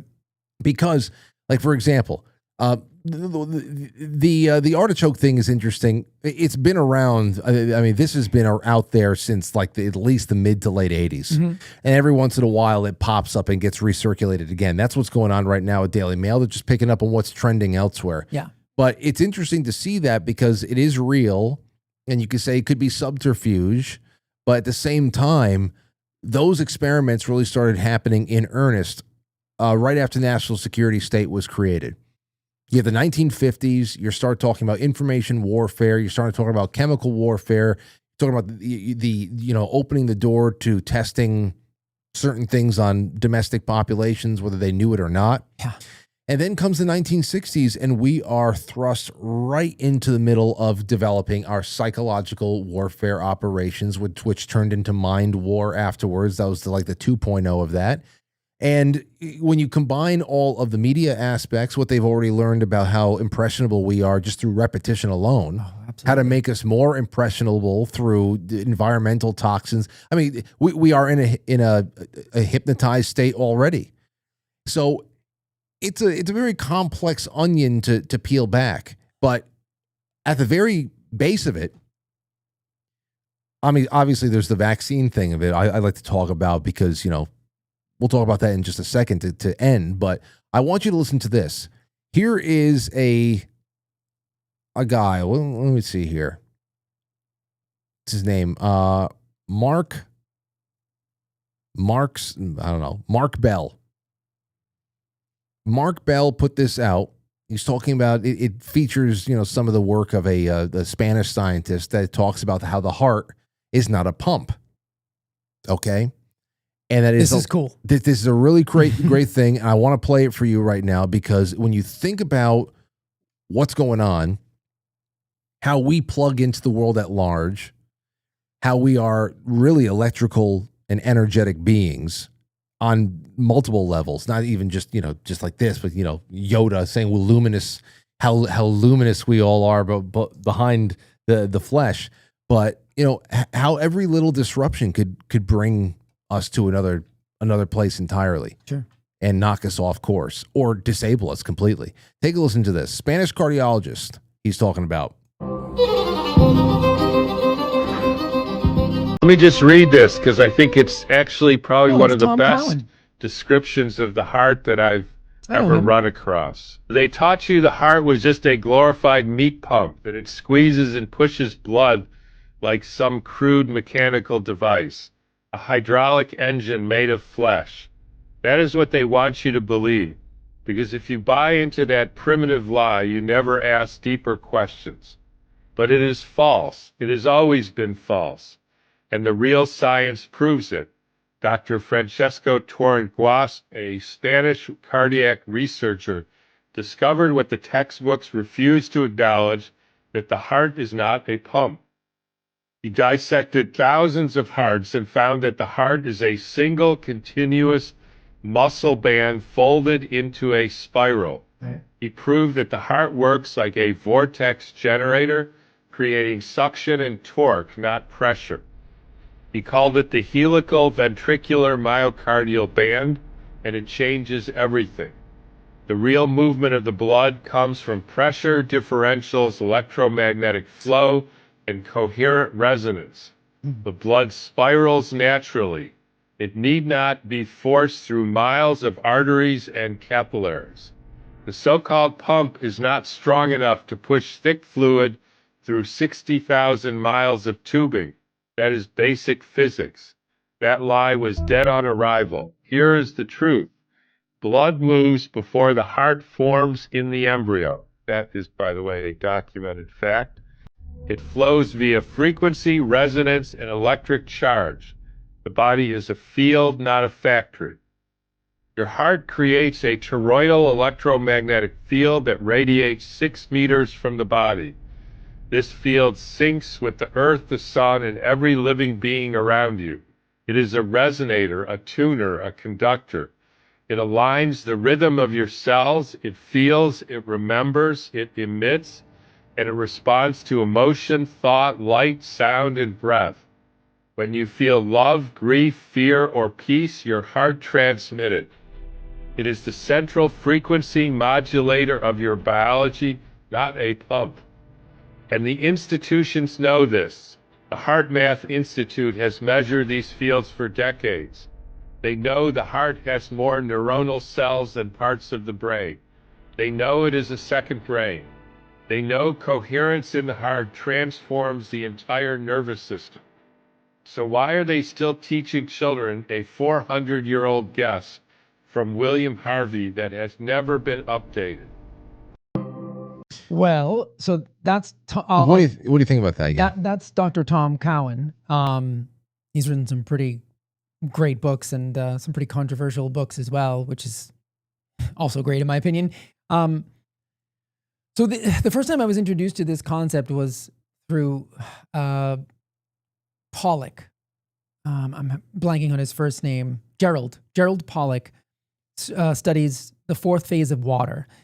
And Pollack's work, Cowan's work, and quite a few others I found best synthesized. If you're really interested in this topic, because I think I was telling you before, I think we should do a whole show on this.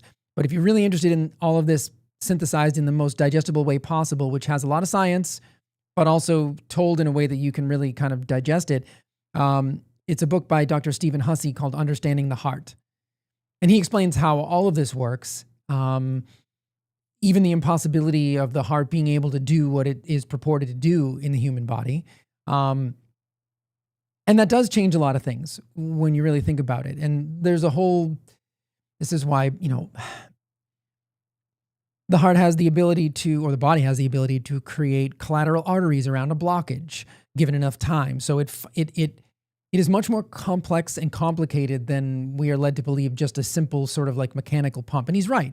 It was a best guess at the time, but what medicine tends to do is they tend to latch on to a theme, and we see this all the time, and we saw it in a microcosm during COVID. They latch onto a theme, and then industries and solutions are built around that theme, and then no one ever questions anymore going forward whether that theme and that hypothesis is correct anymore. How does it? What would you think? What's the biggest thing that would change in the way that we treat somebody with a heart condition, or how this? If let's say that a person's heart is healthy, but just the understanding of how the heart works and how it connects to everything else, how does that change everything else too? Yeah, I mean, I think one of the big things that it will do is it will throw a monkey wrench into things like, because right now the only real thing that we do, I mean, ask anybody, anytime you talk to a cardiologist or anything about the heart, the first thing they want to do is give you something that's going to lower your cholesterol, because somehow they've turned cholesterol into this evil demon.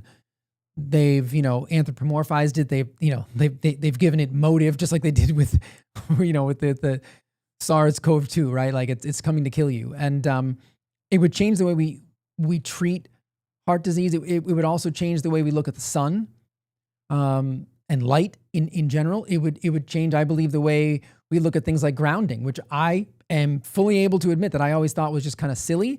But then again, when I started to understand the biology and the biochemistry, you start to realize, oh no, exchanging electrons with the earth is actually incredibly important in creating that fourth phase of water, making blood, which is viscous, more able to flow. And the heart seems to control the flow rather than force the flow. So it acts more like in the book Stephen Hussey wrote, he likens it to like a hydraulic dam, being able to control the flow rather than forcing the flow. So it would change a lot of things. And one of the biggest things I think it would do is it would probably blow a big hole into what drives heart disease.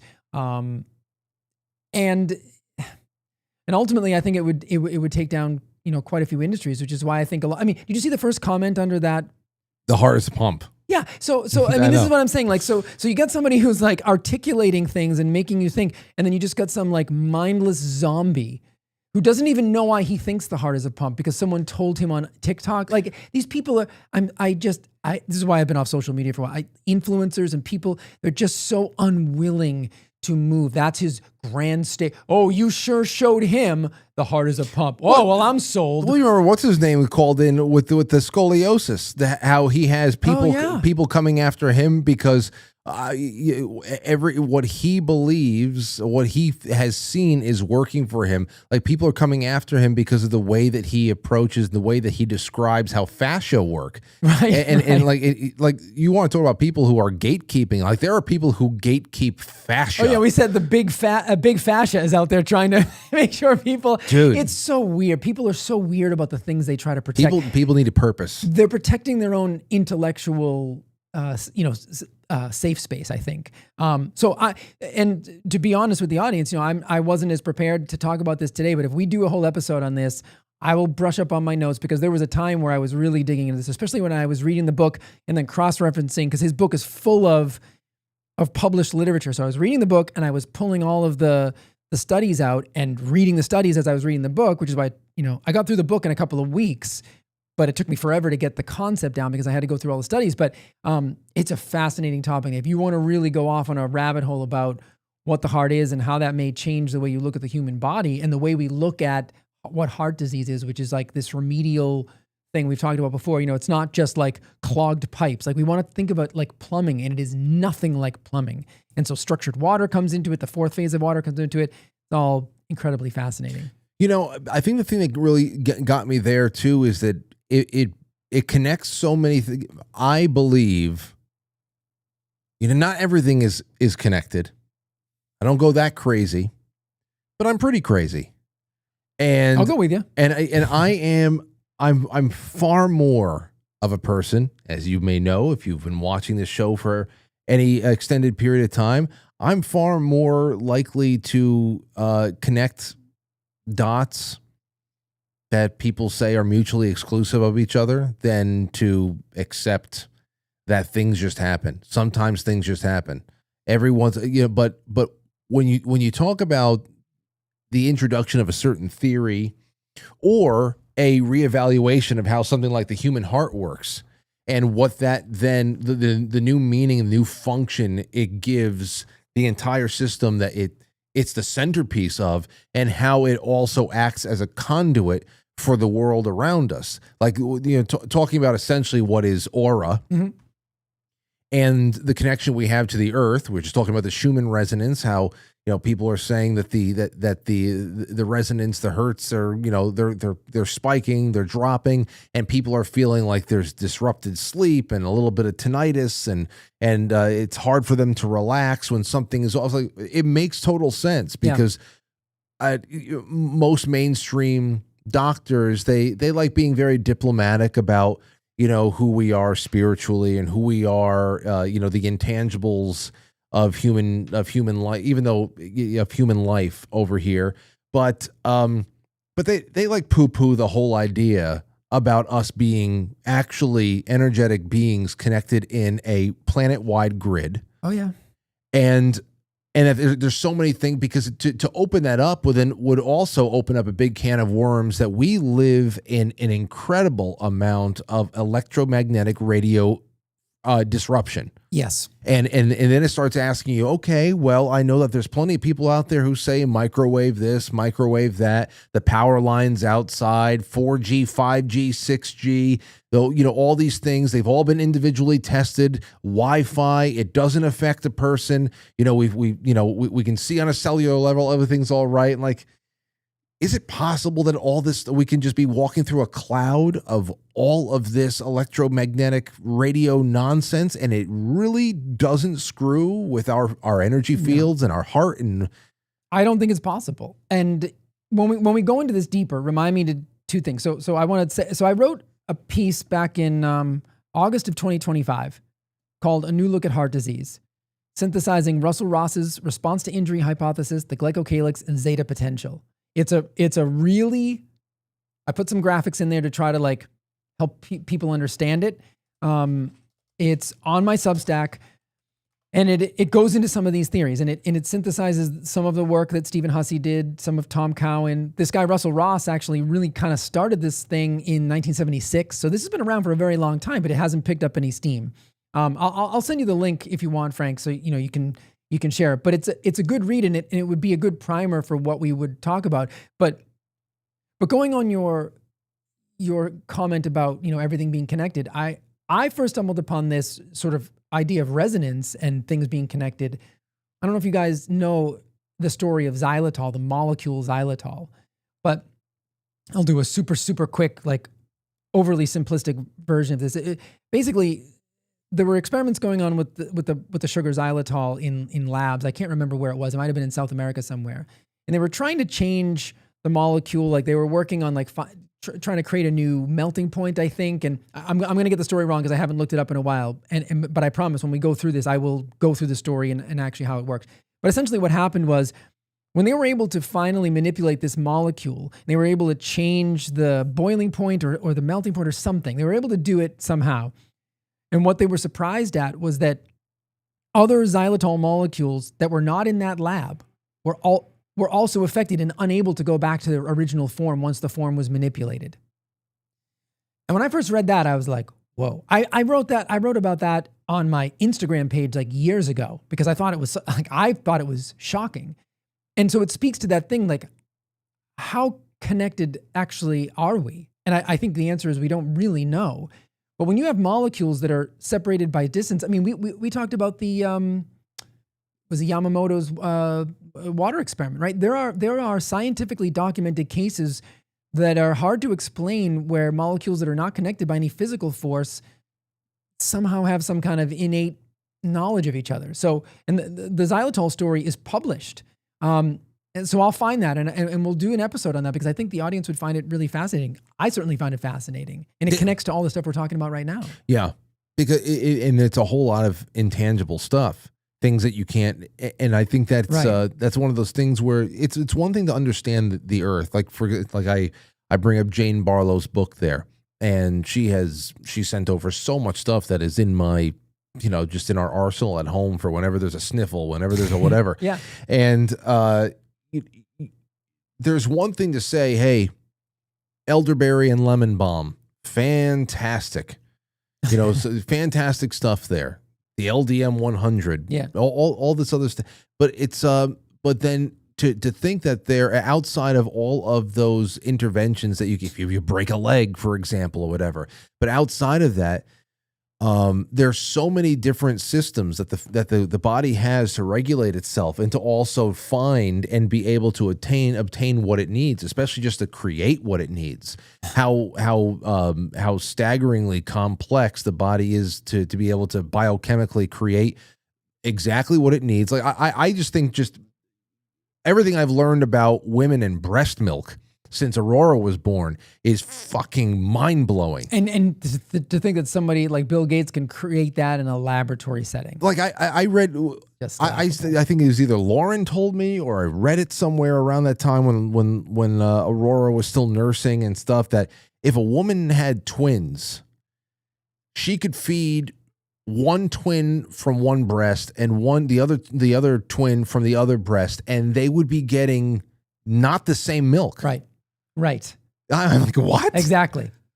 Because breast milk evolves based on the age of the child and the nutritional needs. And how does that happen? How does it happen? Exactly. Like what metric was collected? Where was the data collected? And this is what, so Frank, I mean, this is what I mean. Like, your audience is primed for this kind of stuff because it's actually it's a curious audience, and it's the antithesis of that first comment in that post.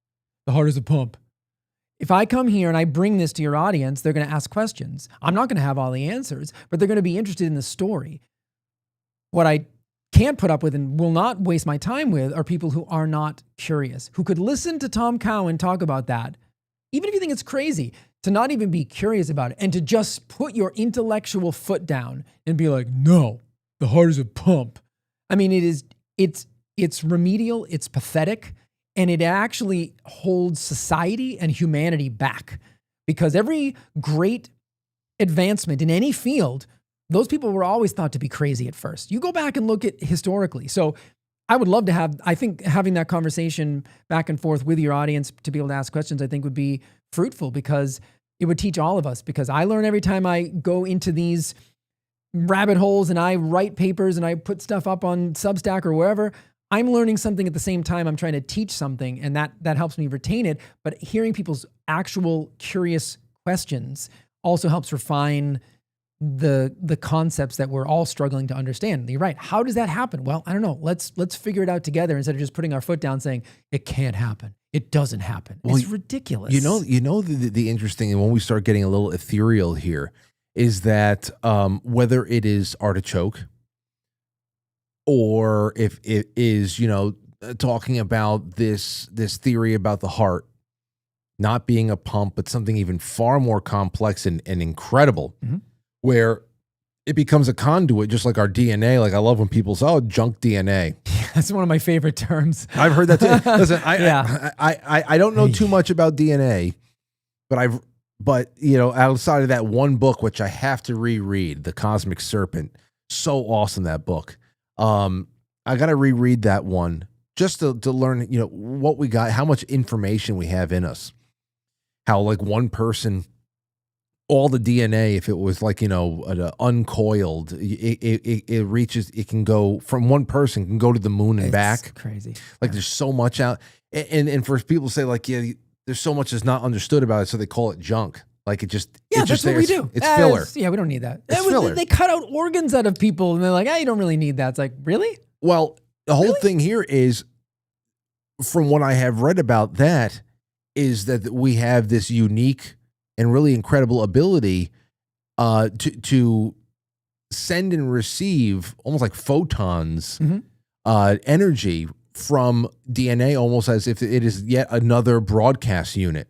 So you're talking about DNA, which is, of course, ancient code, and then thinking about the concept of the heart being yet another broadcast unit that not only connects us with our immediate surroundings, but also in ways where we can start analyzing and we can start feeling and gauging how people around us are feeling. To be able to feel the tension in a room. It's shit like that. And to think about how some people, Artichoke, which the other side of the mountain 2025 on Rumble said, Frank, note that the artichoke closely resembles our pineal gland.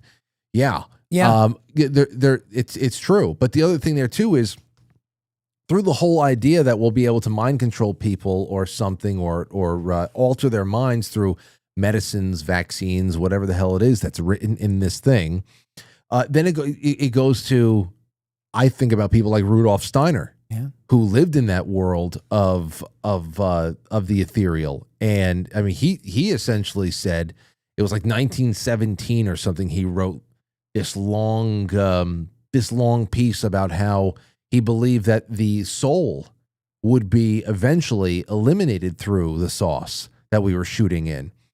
That would actually be the case. And let me tell you, man, I know quite a few people, myself included, who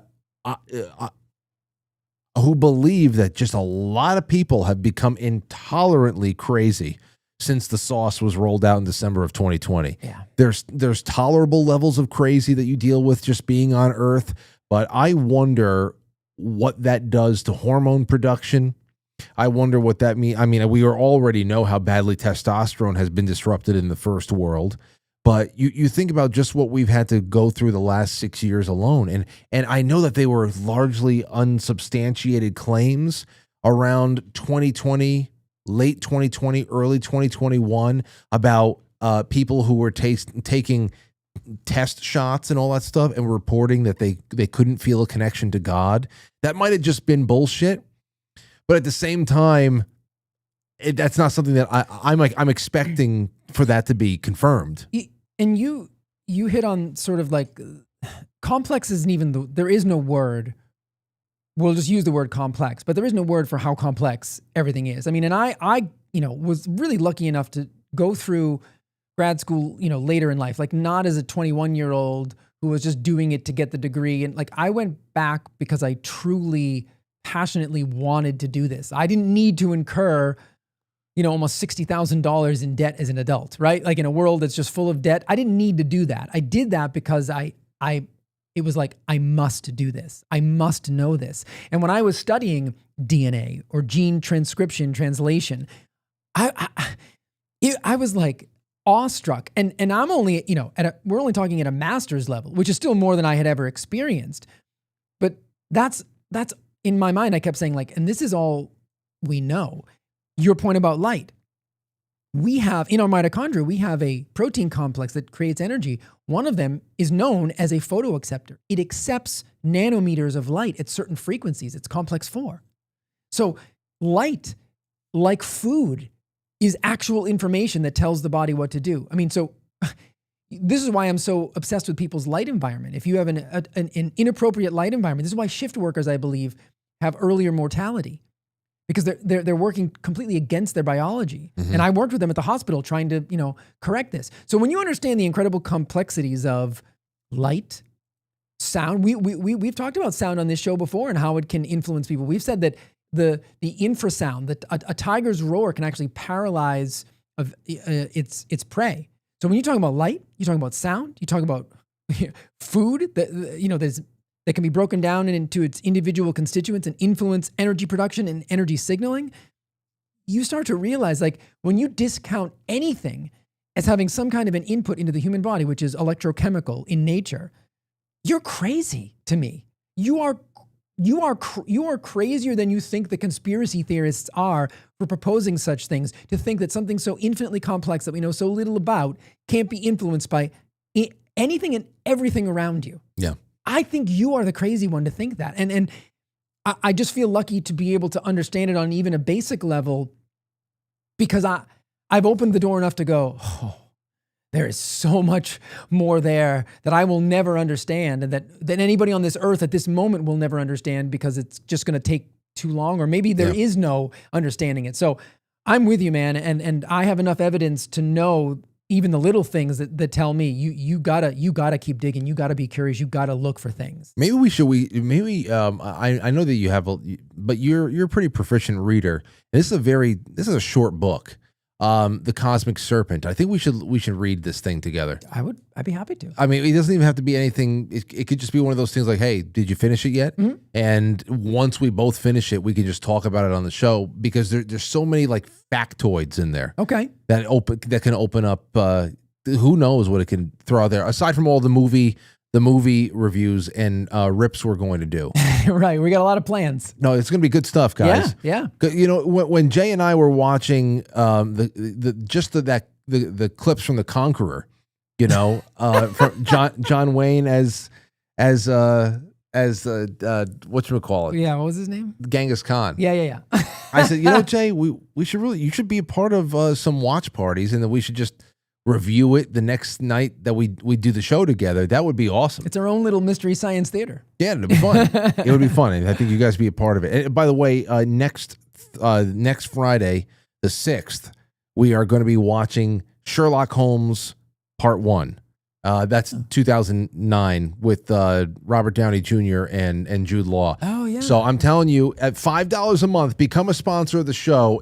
I mean, you punch your ticket to all the watch parties, to all the book clubs, to the Sunday streams. You get all of these product discounts and then members only posts galore. I'm always posting things behind the scenes for you guys. You get so much. And if you become a sponsor for $10 or more for the foreseeable future, you're also getting a 20-year T-shirt sent to you as well. That's a cool T-shirt, man. I gotta say, I think it's a cool T-shirt. My mother wants one. We're getting together our next order now for everybody else who are currently sponsored.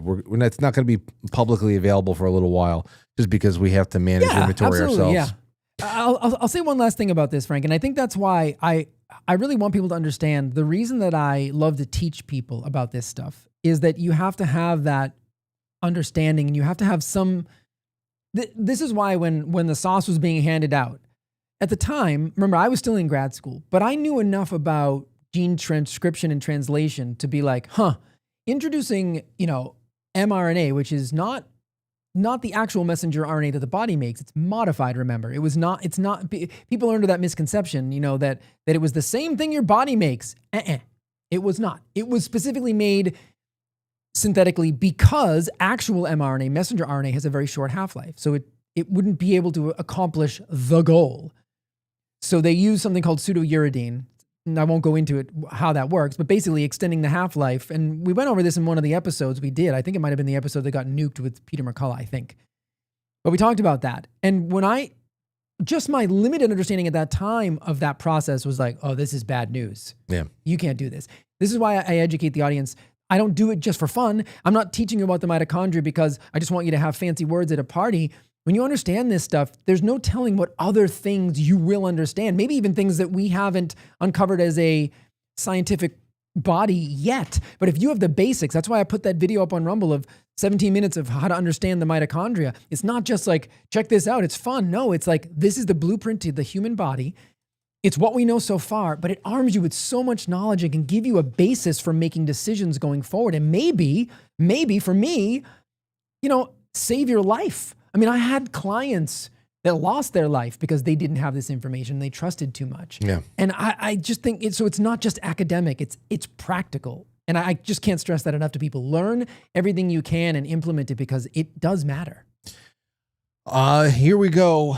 We have 8 minutes left. We have to get off before 8 minutes because the State of the Union is going to start. That's right. I started putting the flip side links in the chat room. Go if you're not in a chat room, you're just listening, whatever. You can just go to quitefrankly.tv and press play. That's where it's going to continue beyond the end credits. We're going to watch the State of the Union together, but let's do these super chats, and then I want Jay to plug his site real quick. Nakey Lamb says, you guys were cracking me up earlier with the crazy Dems reacting to the U.S. men's hockey win. Yes, it was iconic. Too. Yeah. It was great. Kelly Silva, thank you so much, Lamb. And you are in the running now for all the great giveaways. I try to do a nice package every week because it helps the show, which always needs the help. And we got to be, I got to be crafty because we're not, we don't have the numbers out there. So I got to have fun with you guys. And it's It helps a lot. Thank you for being a part of it. ST says, didn't need masters to figure it out. Writing was on the wall. Makes me sad how those injected with science seem so apathetic. Basically everyone I know. Well, Kelly Silva, yeah, that's what I'm saying. I wonder how much has been taken out, how much discernment has been taken out, and how much of it's a coping mechanism too. Because it's one thing to look back at a picture of you from 1977 and say, what the hell was I doing wearing that? It's another thing to say, I put something in me that I can't take out, and that's a whole other level of you have to believe you did the right thing. Yeah. I don't know. A lot of things come into play here. Yeah. And then, of course, that is married directly to politics in a lot of ways. Anyway, let's see here. Kelly Silva says, I wanted to ask Jay and Frank if you have seen the movie called Lorenzo's Oil. I have. I've heard of it, but I've not very seen it. interesting. And I think you all would learn some things from it. Isn't Nick Nolte in that? It's like I watched that in school when I was like in 3rd or 4th grade. Wow. We'll talk about that sometime. Thank you for that, Kelly. And please remind me of it in an email. Magavelli says, let me get that gift basket, boy. Love to all the Franklies. Thank you for being in on it. AK says, I'm gay. She's a florist, so I believe it. Let's see here.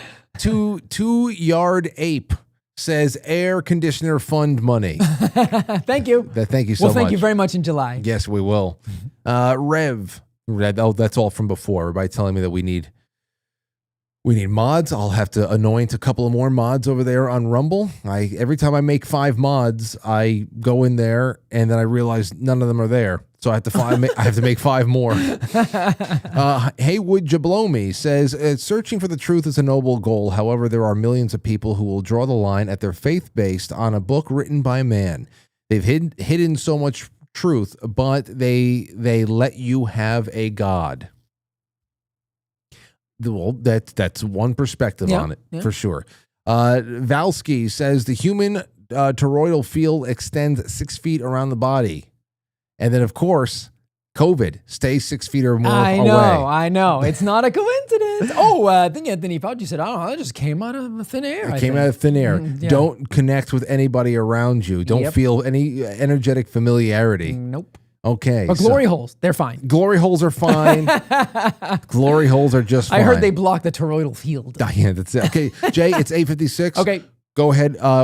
Health Reclamation Project. Yes, sir. Healthreclamationproject.com. Come join us. You can use the code, I think, we're still in February, so Feb50, and become a member. We do everything. We have classes, we have lives, we have Q&As. You get discounts on supplements. You get discounts on one-on-ones with us. You can ask questions. We are developing so many different things.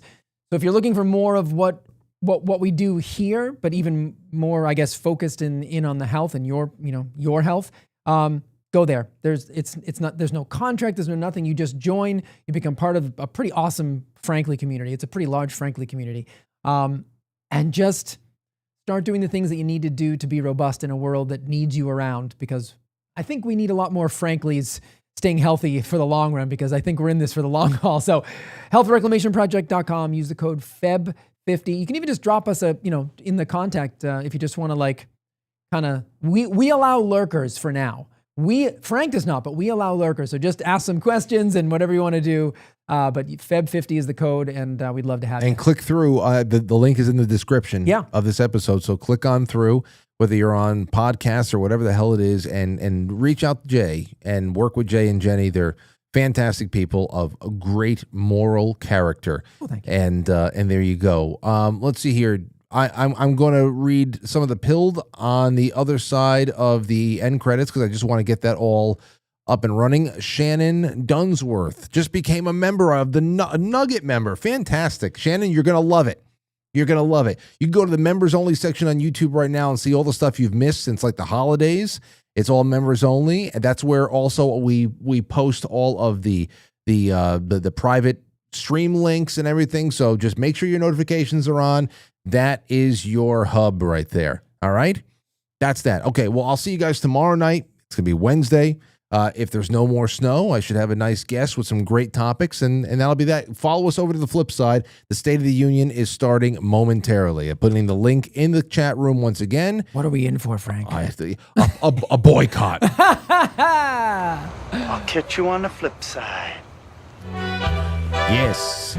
Quite Frankly is filmed before a live studio audience, and now our super chatters, starting with Shannon Dunsworth, ST, Nakey Lamb, Kelly Silva, Magavelli, AK, 2 Yard Ape, Rev 76, Winard Air Shows, Jay Brits, Shotzi.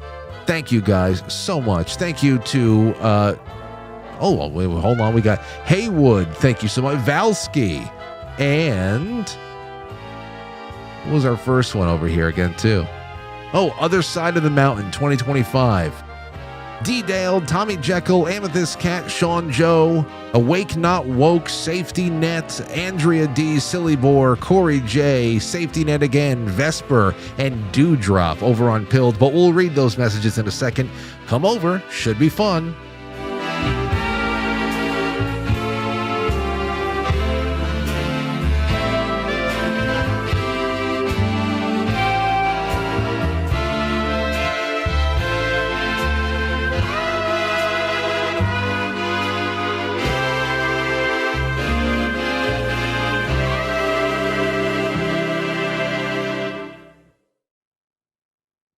Goodbye. All right, that's it.